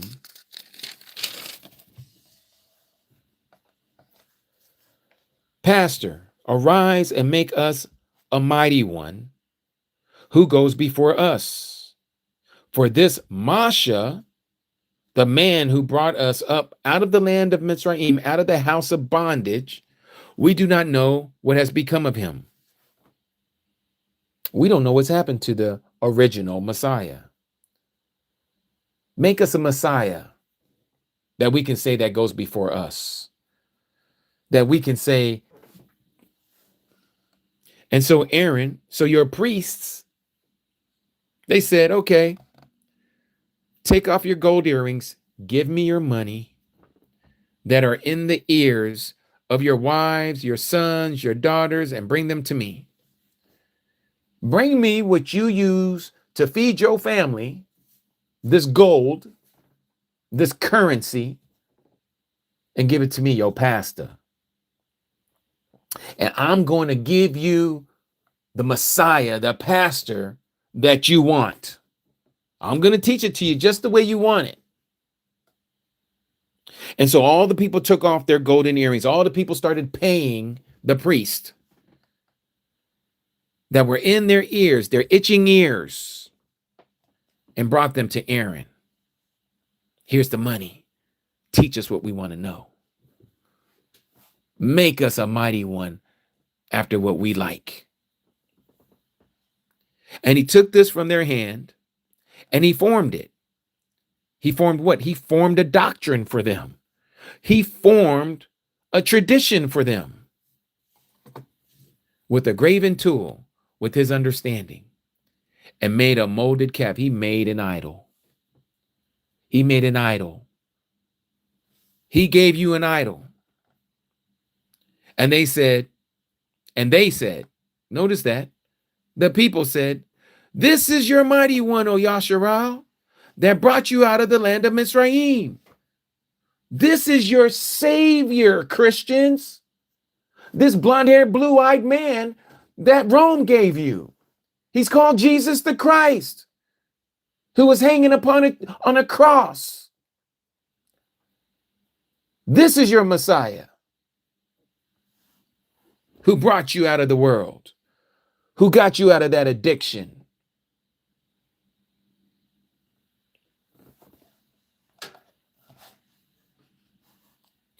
And Aaron saw and built a slaughter place before it. And your pastors made churches and made pulpits around it, and they call it the altar. And Aaron called out and said, tomorrow is a festival to YAHUAH. What festival? Was it a festival that YAHUAH says, this is my holiday, you guys are going to worship now? Or did your pastor said, today is Easter. Let us celebrate the resurrection of our Messiah, of our Christ, and gave it to the people. And they worshiped it. They worshiped on that day. Not the day that YAHUAH gave them. No, they worshiped what the pastor gave them. And they followed their pastor. And they rose early the next day and offered ascending offerings. You guys were singing and praising to Jesus and brought priest offerings. You brought your purses and your wallets. And the people sat down and eat and drink. You guys ate there in the assembly and rose up to play, singing hallelujah together. But notice what's happening up in heaven. Notice what's happening with Moses and YAHUAH on top of the mountain in the kingdom. That's what the mountain represents. And YAHUAH said to Masha, YAHUAH said to the Messiah, go, get down, for your people, whom you brought out of the land of Mizraim, have corrupted themselves. They done corrupted themselves. They have turned aside quickly out of the way. What is the way?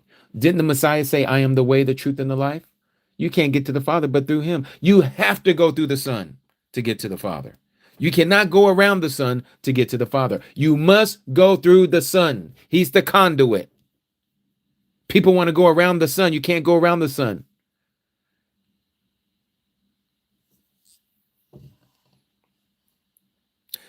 They have made themselves a molded calf. They had made themselves new doctrines and have bowed themselves to it. They have put themselves under subjugation to those doctrines and slaughtered to it. They made sacrifices in their life to follow those doctrines of the teachings of men and said, this is your mighty one, O Yasharal. This is your mighty one, O Christians, who brought you out of the land of Egypt, out of the land of the house of bondage, out of all those things that you were caught in doing, your habits that he broke away from you. And YAHUAH said to Masha, to the Messiah, I have seen this people, and see, it is a stiff-necked people. Meaning that we're an ignorant people. We will not keep his commandments. We done made commandments for ourselves. We done made doctrines and teachings for ourselves. And we have raised up pastors, leaders for ourselves with our own currency. And we sit in their pagan temples and we give them money every Sunday and every Wednesday to itch our tickling ears to our fancy with that doctrine that we want to hear. Because we're not going to go down to a Schofield church where they speak all this Calvinism. No, no, no. We like a Baptist church. And then and those who are in Calvinists, they're like, oh, no, we're not going there. We're not going to an apostolic church. No, we like the church we're at. And the apostolic is saying, oh, no, we don't like the church down the street who are the assemblies of God. No, we're going to stay doing what we're doing. Is the body of the Messiah split up? Or are they following some other doctrine? They're following some other doctrine. They're following leaders. They are stiff-necked people, stubborn people who will not listen to the truth. And so Yahuwah says, leave me alone. I'm angry and I'm going to burn against them. I'm going to destroy them. I'm going to consume them and I'm going to make you. I'm going to start all over with you, Masha. I'm going to start all over with you. I'm going to bring up a new nation of people. These right here that I brought out, I'm done with them. I'm done with them. But Masha pleaded with Yahuwah. This is what the Son did. The Messiah did the same thing. Father, forgive them, for they know not what they do. They have no idea what they're doing. This is what we're getting out of this.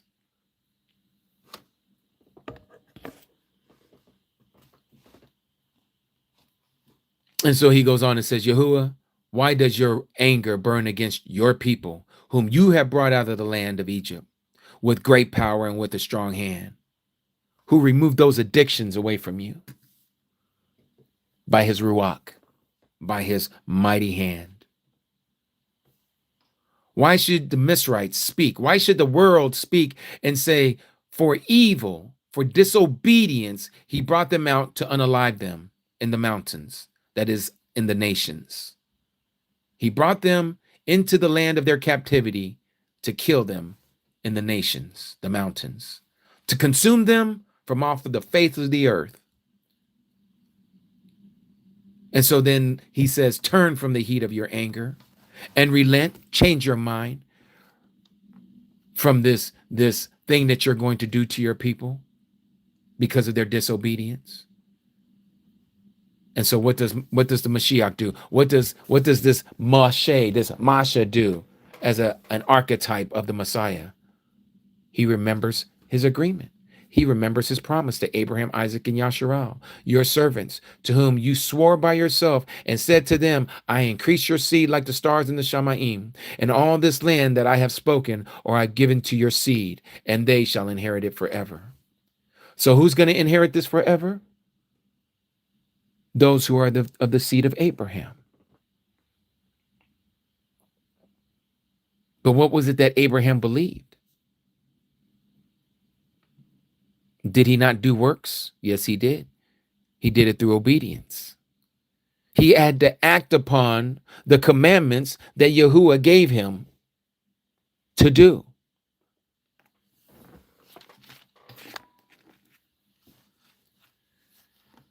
And Yahuwah relented from the evil that he said that he would do to the people. So this takes us before the Messiah came, symbolically speaking. Here we're being told how Masha was an archetype of the first generation of the children of Yasharal. We're being told a story here that literally was lived out by Masha and the children of Yasharal, but was also showing at the same time, or foreshadow, that the children of Yasharal were going to destroy the first agreement. And this is how we see it. It says, and Masha turned and went down from the mountain. This is when the Messiah first appeared to his people. And in his hands were the 2 tablets of the witness of the testimony. Remember, he is the word manifested. The tablets written on both of their sides, written on one and on the other. And the tablets were the work of Aluah Elohim. And the Messiah who came in the flesh was a work of YAHUAH Elohim.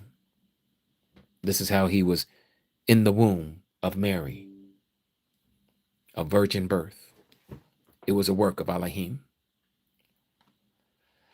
And the writing was the writing of YAHUAH Elohim engraved on the tablets. Remember, he is the word manifested. And Yahusha, that is, I am salvation, heard the noise of the people as they shouted. And he said to Masha, a noise of battle in the camp.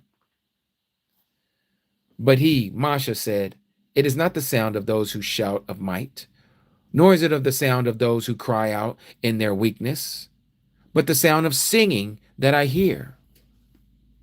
So not only did they break the commandments, but they were rejoicing while doing it. They rejoiced while doing it. They saw all the mighty wonders of YAHUAH. How he split the sea, how the Egyptians drowned, how they come up out of that sea. They were immersed in the water, symbolically speaking. They were supposed to be new people on the other side of the Red Sea, coming up out of the water. Just like when you're immersed, you come up as a new creation in the Messiah.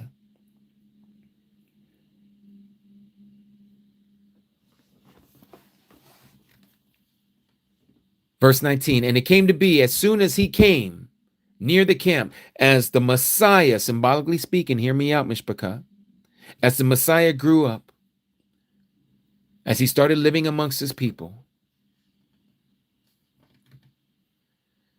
as soon as he came near the camp of his people, that he saw the calf, he saw that they were not following the truth, and they were dancing, they were celebrating while they were not following the truth, because they were following this calf. They made themselves their own commandments of men, just like the Pharisees and Sadducees did. And Masha's displeasure and Yahusha's displeasure burned, and he threw the tablets down out of his hands. And what did the Messiah do when he entered the temple for the first time as an adult? He overthrew the tables, didn't he? He sure did. They made a mockery of the temple. And he broke them at the foot of the mountain. He broke them at the foot of the kingdom of YAHUAH. And he took the calf that they had made and burned it in fire and ground it into powder and scattered it on the face of the water and made the children of Yasharal drink it. Drink it. This is my cup. This is my blood. I do this as a renewed agreement. I shall not taste of this or taste of the vine until my Father's kingdom comes. And in anew, I will do this with you, right? So he made the children of Yasharal drink. And Masha said to Aaron, what this people do to you, that you have brought this so great of a sin upon them. This is the teaching. We're the ones who brought this upon our pastors and preachers and teachers. Notice what Aaron says. And Aaron said, do not let the displeasure of my master burn. You know this people, that it is an evil, that they're evil people, that they are not obedient people. They're hard-headed. They're stiff-necked people. They said to me, they said to Aaron, they said to the pastors, make us a mighty one who goes before us. Give us a Messiah that allows us to be like the heathens, where we can do Christmas, where we can do Easter, where we can do Mother's Day and Father's Day, where we can celebrate 4th of July, where we can have our children celebrate in costumes and dress up as ghouls and goblins on Halloween, where we can celebrate and say that we had a time with the Pilgrims and with the Native Americans and call it Thanksgiving. None of this is out of Scripture. None of this was commanded by YAHUAH, but it was given to you, and you like it so. Christians find nothing wrong with doing these pagan things, but tell them to do any of those holidays that the Messiah gave us, and they say, oh, that's been done away with. It's been nailed to the cross. Can you show me that? Where does that say that in the New Testament? Where does it say that the Sabbath and all the appointed days have been nailed to the cross and you don't have to do it anymore? Why? Because the Messiah says it is done, it is finished. Did he say that the law was done and that it was finished? No, he didn't. On the contrary, he said just the opposite. Let's hold our place here because we're not done in Exodus chapter 32. What did he say here? In Matthew chapter 5. He says, verse 17, do not think that I came to destroy the law or the prophets. I did not come to destroy, but to complete. How is your reading comprehension? To nail something to the cross, wouldn't that mean to destroy? To abolish the law, wouldn't that also mean to destroy? To avoid the law, would that not also mean to destroy? But he says, I did not come to destroy. I did not come to abolish. I did not come to do away or void out the law, but to complete it. He came here to fulfill what was written because he is that word. He didn't put it away. He came here to complete it. He didn't come here to destroy it. He says this, for truly I say to you, until heaven and earth pass away, 1 yard or 1 tittle shall by no means pass from the law until all be done. This takes us back to what we read in 2 Thessalonians chapter 2 about how the secret of lawlessness was already at work. People not following Torah was already at work because the Pharisees and Sadducees was doing it. They were breaking law. They were teaching the commandments of men. And that's exactly what we're being taught in Christianity. We're being taught the commandments of men. We're still being taught not to keep the feast days. We're still being taught not to be obedient to the law. We're still being taught, just like the Pharisees and Sadducees, by adding laws that the Messiah did not give us. They're giving it to us. But the Messiah says this, whoever then breaks one of the least of the commandments and teaches men so, like your pastors, preachers, and teachers and reverends and ministers are doing, they're breaking the commandment because they're not keeping the Sabbath day. They're not keeping the high days, and they're teaching you to do the same.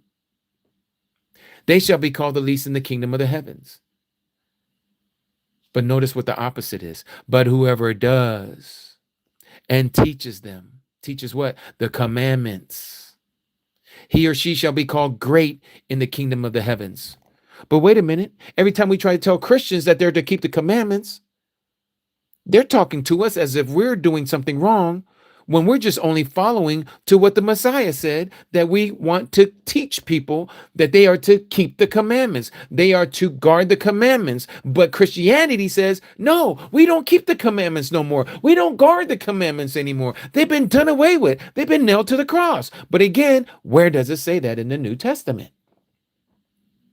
Oh, I know it says it there somewhere. Well, then please do some of your research and show it to me. I can show you the one place where it says it in Colossians, but it has nothing to do with nailing the law to the cross.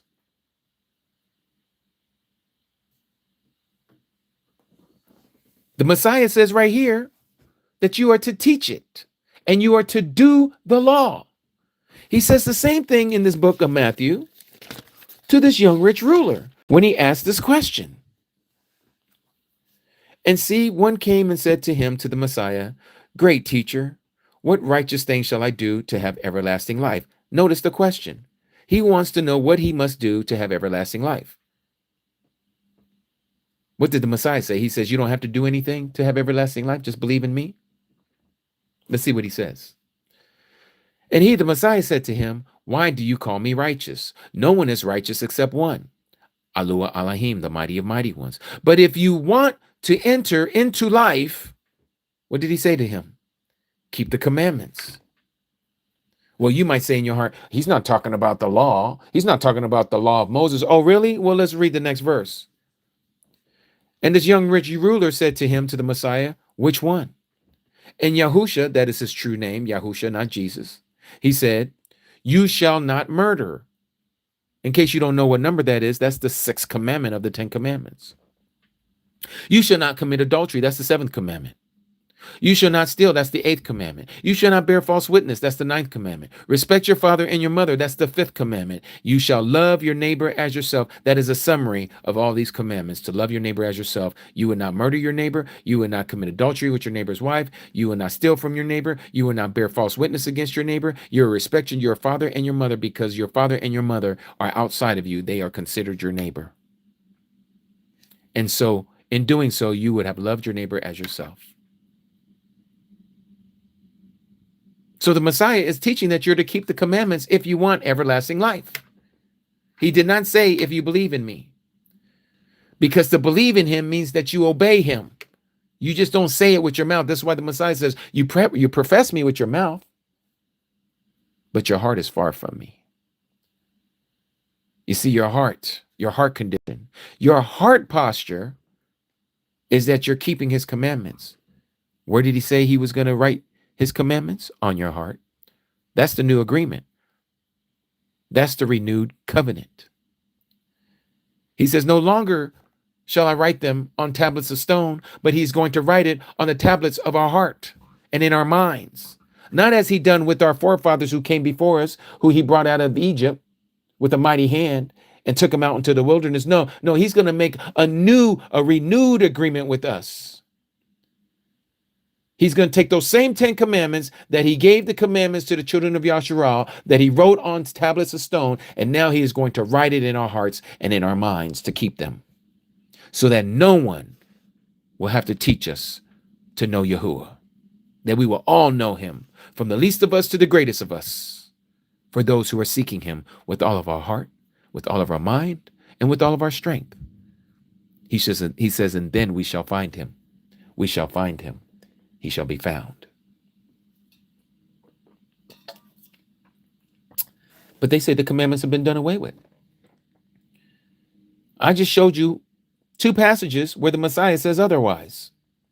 Show me where the Messiah says that you're not to keep the commandments anymore. That's what I want to see.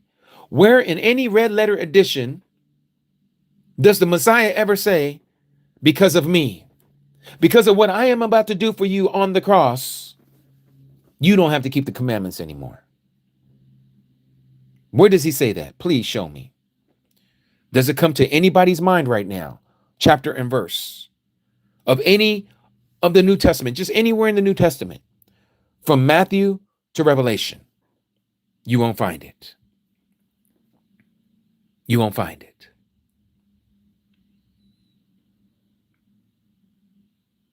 This is why you have to test Christianity. It's the only religion on the earth that tells you to break the commandments of Yahuwah, to break the commandments of Moses. Because they take a passage out of Galatians and don't understand what they're reading. Let me show you what it says here. And I'm going to use an analogy of driving a car, because that seems to work very well with getting this concept across to people about the law. Galatians chapter 3, verse 22 says, but the scripture, that is the Old Testament, the Tanakh, it's not talking about the New Testament. Every time you see the word scripture in the New Testament, is pointing back to Genesis to Malachi. But the scripture has shut up all mankind, all Adam's kind, under transgression. What is this under transgression? That we are all under the penalty of death for breaking the law. That's what sin is, the transgression of the law. That the promise by belief in Yahushua, the Messiah, might be given to those who believe. To those who believe in what? Believe in what he said. Well, what did he say? He said to keep the commandments. He says to pick up your walking stick and follow after me. He says you are to teach others as I have taught you. That's the so-called Great Commission that the Christians love to say, right? He didn't say to teach some other doctrine. He says to teach them what I have taught you. And he taught them to keep the commandments. He taught them, if your right eye causes you to commit adultery, pluck it out. Because it's better for your body to enter into the kingdom maimed than for your whole body to be thrown into the lake of fire. So remove that member that causes you to offend the law of Yahuwah. The law is still enacted. Heaven and earth will pass away before his law passes away. Heaven and earth is still here.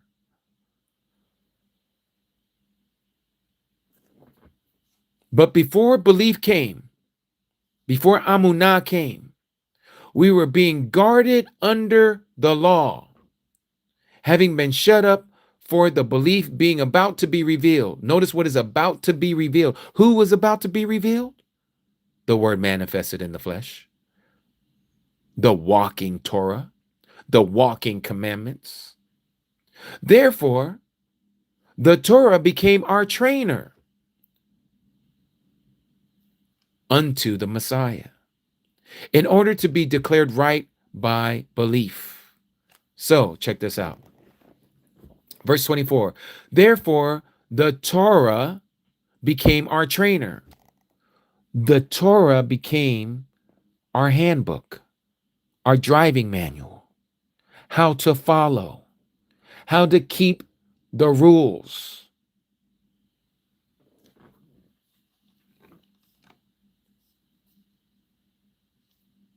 It taught us to follow the Messiah in order to be declared right by belief, by obedience. After the obedience has come, we are no longer in need to be under the trainer, under the driver educator. That's what the law represented. The Messiah had to show us how to drive. The Messiah had to show us how to keep the laws of the road so that we will stay on the straight and narrow and won't get off the pavement.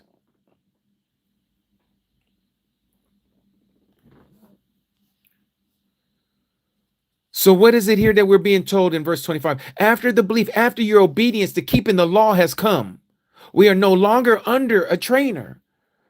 You no longer have to study that handbook anymore, how to drive, because you are taking the test. This is what we're all doing right now. We're taking the test.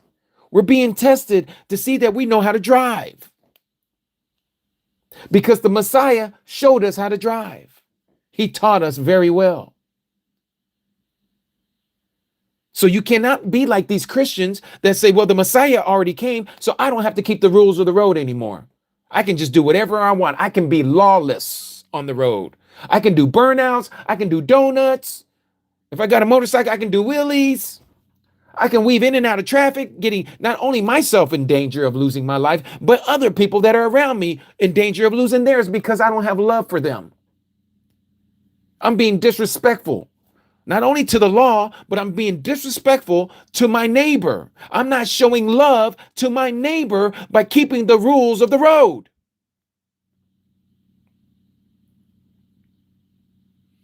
That's what we're being taught here in Galatians chapter 3. Not that the law was done away with. How can the law be done away with? I'm telling you, that would be the same thing as the analogy of after you passed your test and you got your driver's license, you no longer have a permit.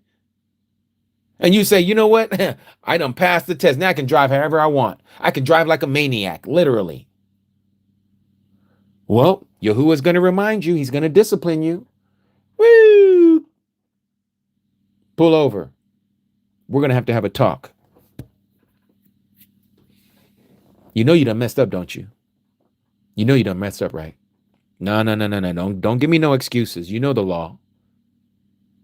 You were doing 70 in a 25. I'm going to have to give you a ticket. What does the ticket do? It's disciplining you. It's telling you don't mess up again. Okay, get back on the straight and narrow. Get back within the confines of what the law tells you you can and cannot do. And you walk this out. You drive this out.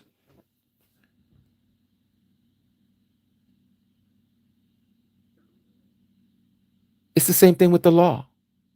It's the exact same thing with the law. The only difference is your ticket has been paid. Your ticket, your driving ticket, whenever you get a driving ticket for some infraction that you did while you was driving, speaking of the law symbolically, and you don't abuse it, listen to what I'm saying, and you don't abuse it because we don't have a license to sin. That's what Shaul says in Romans chapter 6. We don't have the license to continue breaking the law. Yahusha showed us how to walk it out. So walk out the law to the best of your ability. And when you make a mistake, Yahusha's got you covered. He's going to pay your ticket. He's already paid your ticket. But you do not abuse what the Messiah has done for you on your behalf to think that you can just make a phone call and get your way out of paying a ticket. You're just going to use his blood over and over and over and over and over and over and over again because you can do so? We're not talking about somebody who's struggling with sin. We're talking about somebody who is lawless, who says, it doesn't matter. I don't have to follow the law. You're saying that his blood covers you, so you don't have to keep the law whatsoever. Because after all, his blood is covering you, right?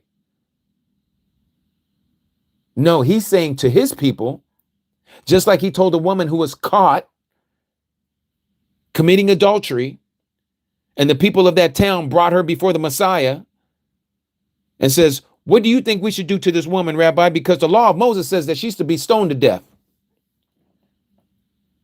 And the Messiah says, he who is without sin cast the first stone. And they all left. And the Messiah says, where's your accusers? She looked up, didn't see nobody. I have none, Master. He says, neither do I accuse you. Go and transgress. Don't go and sin anymore. Sin no more is what he told the woman. He just didn't stop and say, well, then I don't accuse you anymore either because I see you believe in me. No, he told her, don't break the commandments anymore. Don't go committing adultery anymore. But you can't tell that to a hard-headed, stiff-necked Christian. That Christian is going to continue on sinning because they haven't been given eyes to see. Are you one of those Christians? I hope you have eyes to see because we all came out of Christianity as well. We're one of you. If you're listening right now and that's you, we are one of you. And we have been pricked to the heart with this truth, just like yourself.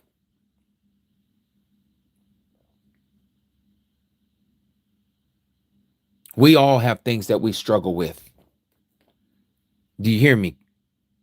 We all have things that we struggle with. This does not give you a license to say, you know what? Well, Yahuwah knows I struggle with this, so I'm just going to give in. No, you don't struggle. You just give in. You continue to struggle. You continue to strive. That's why he tells us to strive. That means to fight. That means to battle your way into the truth. You battle your way into that narrow gate. You strive to enter. Endure to the end. Persevere, he says. These are words that are not easy. This isn't no sugar-coated candy cane message.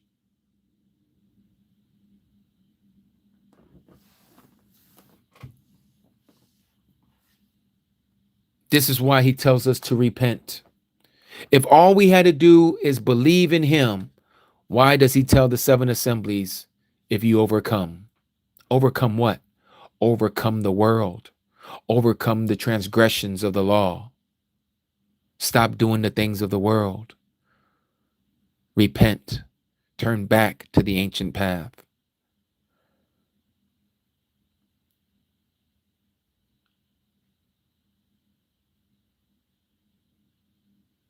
So you need to follow the law.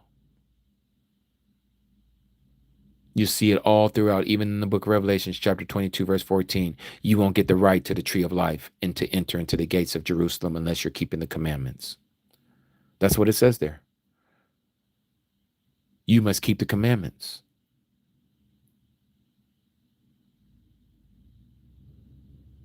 Even the Apostle Paul says the same thing. People want to continue to say that he said, no, we don't have to keep the commandments. Yeah, okay. It's not what he says over here. Look what he says here. This is chapter 7 of 1 Corinthians, verse 18. Was anyone called while circumcised? Meaning while keeping the law? Thinking that you get your righteousness by keeping the law aside from the Messiah, without the Messiah? Let him not be uncircumcised. Let him not become a Gentile. Was anyone called while uncircumcised as a Gentile? Let him not be circumcised. Let him not go and get the foreskin of his thing clipped, thinking that that's going to save him. So he goes on and says, circumcision is nothing, and uncircumcision is nothing. He said it has nothing to do with your flesh. But the guarding of the commandments of our mighty one, that's what matters. Notice what Paul says right there, what I got in red. Let me read that to you in the King James Version.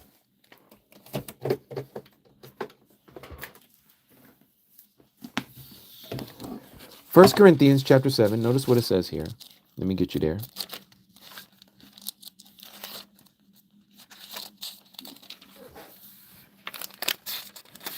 Verse 19.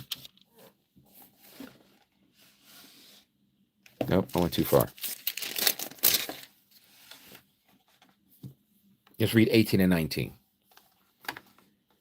Is any man called being circumcised? Let him not become uncircumcised. Is any called in uncircumcision? Let him not be circumcised. Circumcision is nothing, and uncircumcision is nothing, but the keeping of the commandments of Elohim. Let everyone abide in the same calling wherein he was called. See, Paul is teaching to keep the commandments. Nowhere does Paul ever tell you that keeping the commandments is wrong.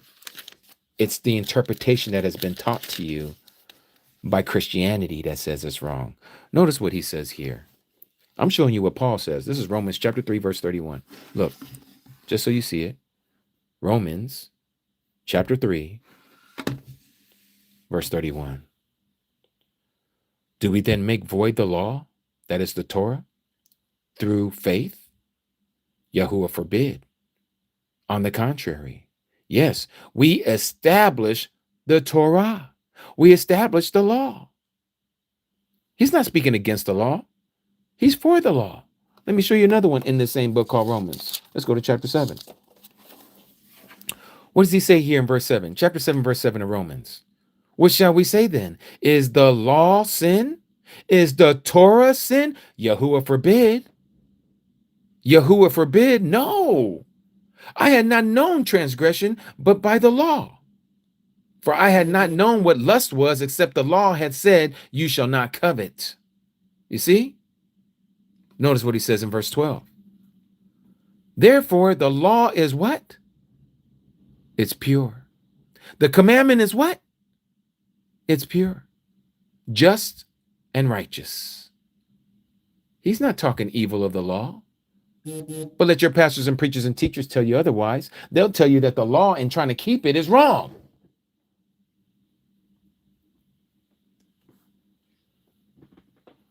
Verse 13, was then that which is righteous made death unto me? YAHUAH forbid. But transgression, sin, that it might appear to be sin, working death in me by that which is righteous, or that is righteous, that sin by the commandment might become exceedingly sinful.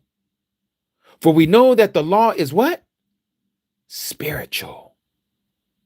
But I'm carnal, I'm fleshly, sold under sin. So what's clean here? What's pure here? Me or the law? The law. The law is pure. It's spiritual. It's set apart. Just like Shaul says, Paul says, but we're fleshly, we're carnal, we're sold under, we are slaves to sin. Notice what verse 15 says. This is what I'm talking about those of you who are struggling, not those of you who have just given in and said, no, I don't need to keep the law. This is for those of you who struggle keeping the law. Listen to this. For that I want to do, I allow not. I'm not doing. For what I want to do, that is what I'm not doing. But what I hate, that's what I do. If then I do that what I don't like, I consent with the law, I agree with the law that the law is righteous. It's right. Now then, it is no more I who's doing this, but the law of sin that dwells in me. For I know that in me, that is in my flesh, dwells nothing righteous. For the will to want, you know what he's saying here? For the will is present in me. Or he's saying that I have the will to want to do right. It's in me. But how to perform that, which is righteous, I don't seem to find that in me. For the righteous that I want to do, I'm not doing.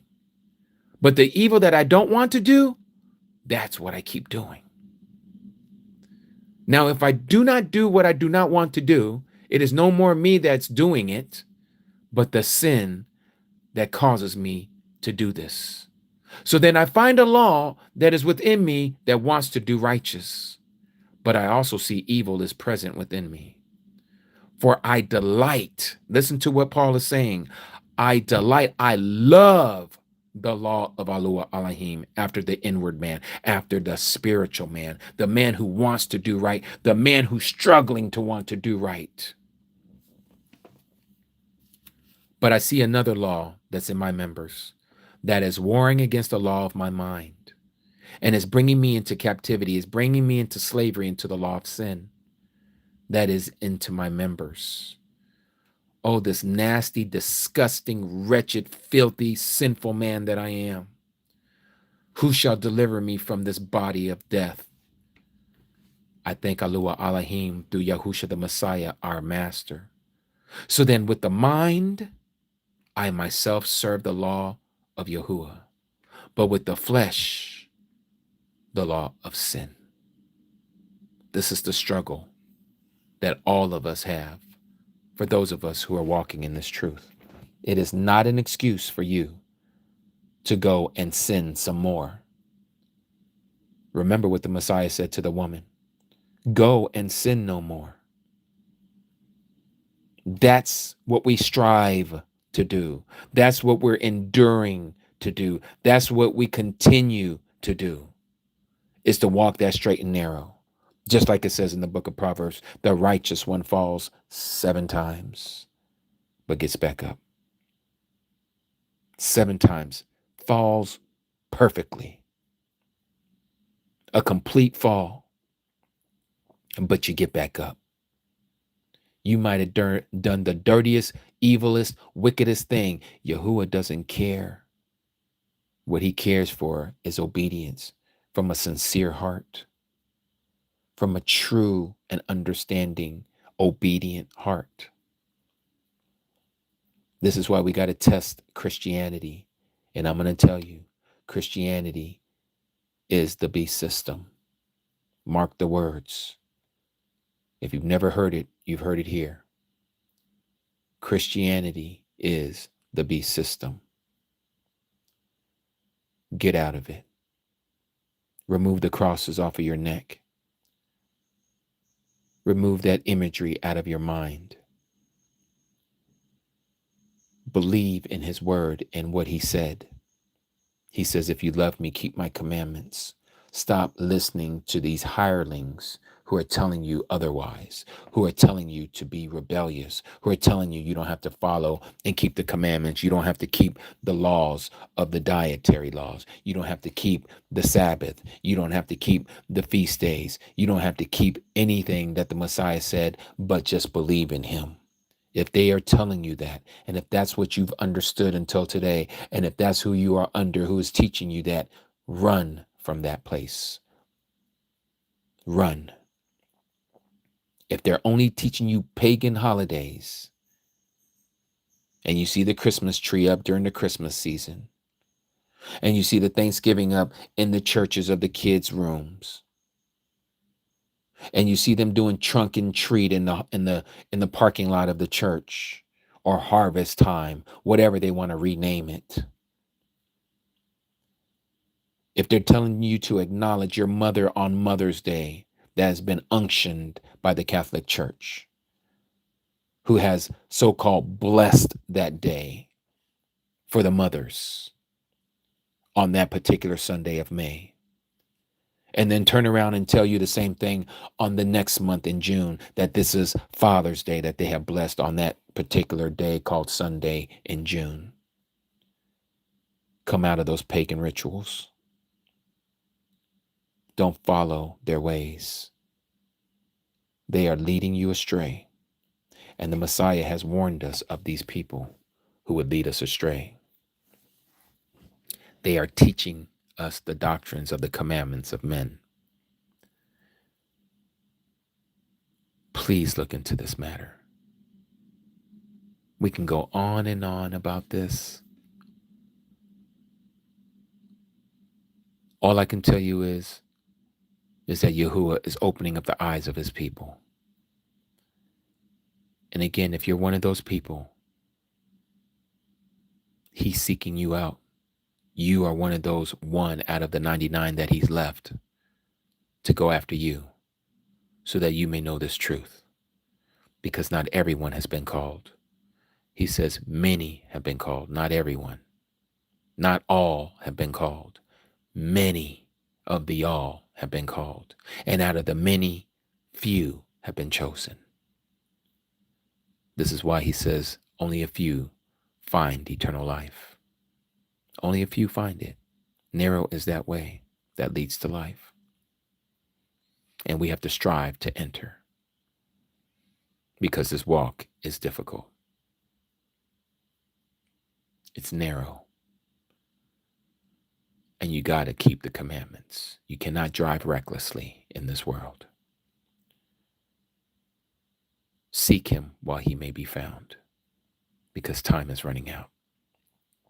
Time is running out. I want to thank all of you for being here, and thanking you for those of you who come together with us on the weekends. Tomorrow is our Sabbath, and we're going to get into some word tomorrow. It's for us, the believers. I know we were going to get into the rest of Exodus chapter 32, but we'll do that tomorrow. About the covenants and how the life of Masha, the life of Moses and the children of Yasharal literally shows us the first and second coming of the Messiah. The children of Yasharal, their journey in the wilderness is paralleling the second Exodus that we're in right now.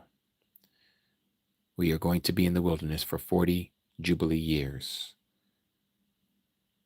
A year for a Jubilee for a year. The children of Israel was in the wilderness for 40 years. 40 Jubilee years are accounted to the children of Yasharal until they enter into the promised land. And Yahusha, that is Joshua,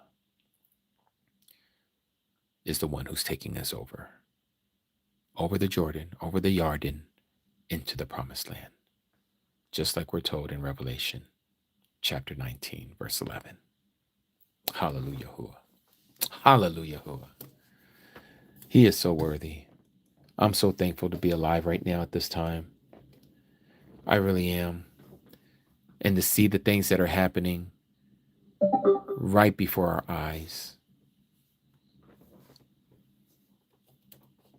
Please continue to pull off for one another. May we all pray for each other.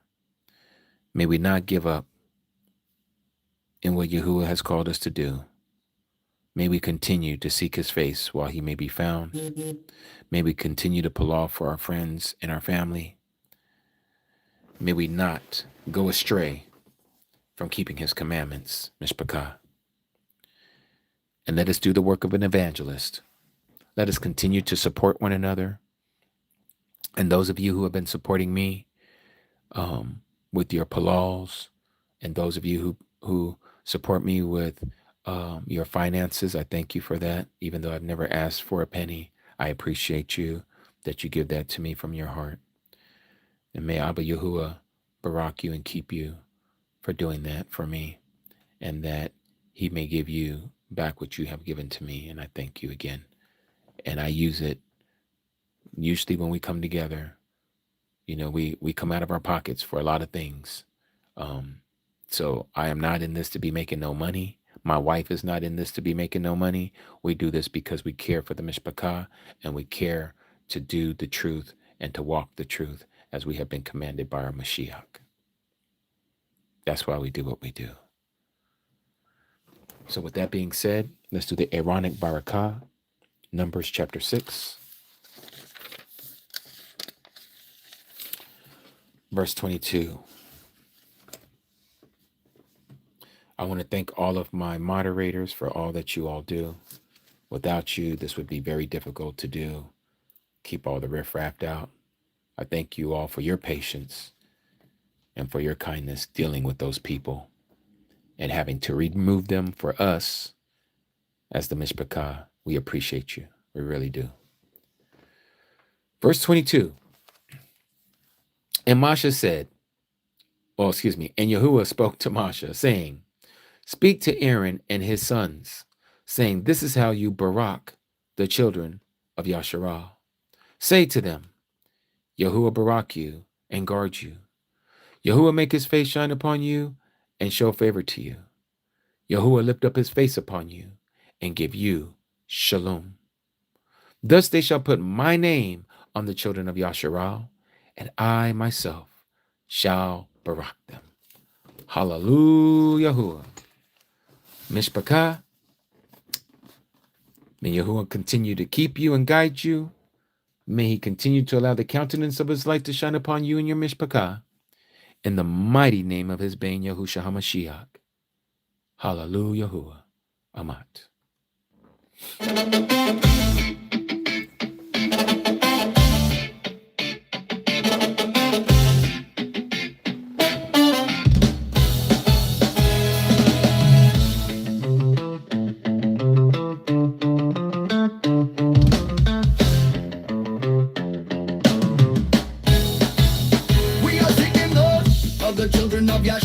Straight out of the book, the scriptures. Verses sharper than fishing hooks, snagging souls, taking tolls, leaving devils shook.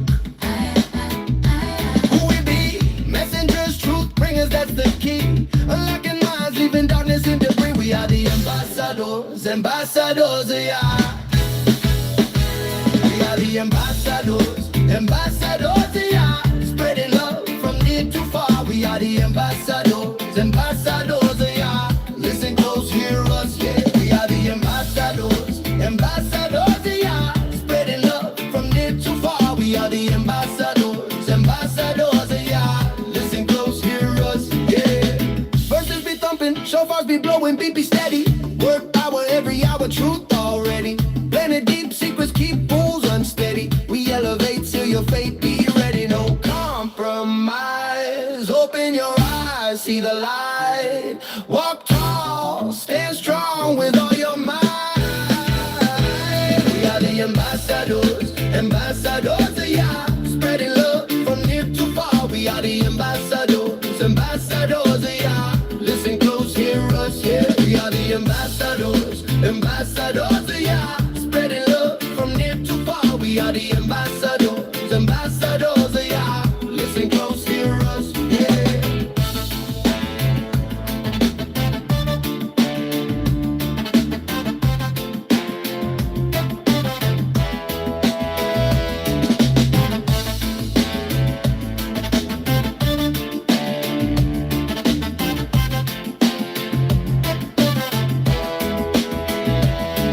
No compromise. Open your eyes, see the light. Walk tall, stand strong with all your might.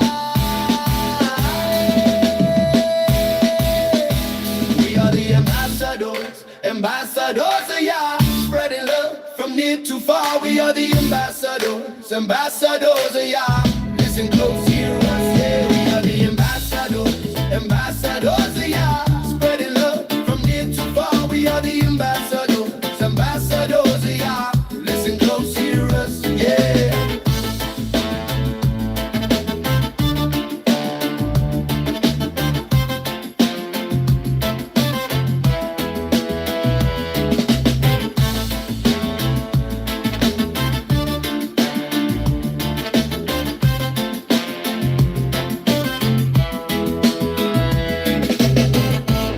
For those of you who are asking if we're going to TikTok, no, we're not. I will see you all tomorrow after doing the work today, and then being here sitting for 2 hours. My mind is getting tired, so I'm gonna have to retreat for a little bit and come back together with you all tomorrow on our Shabbat. Shalom, Mishpachah. Shalom.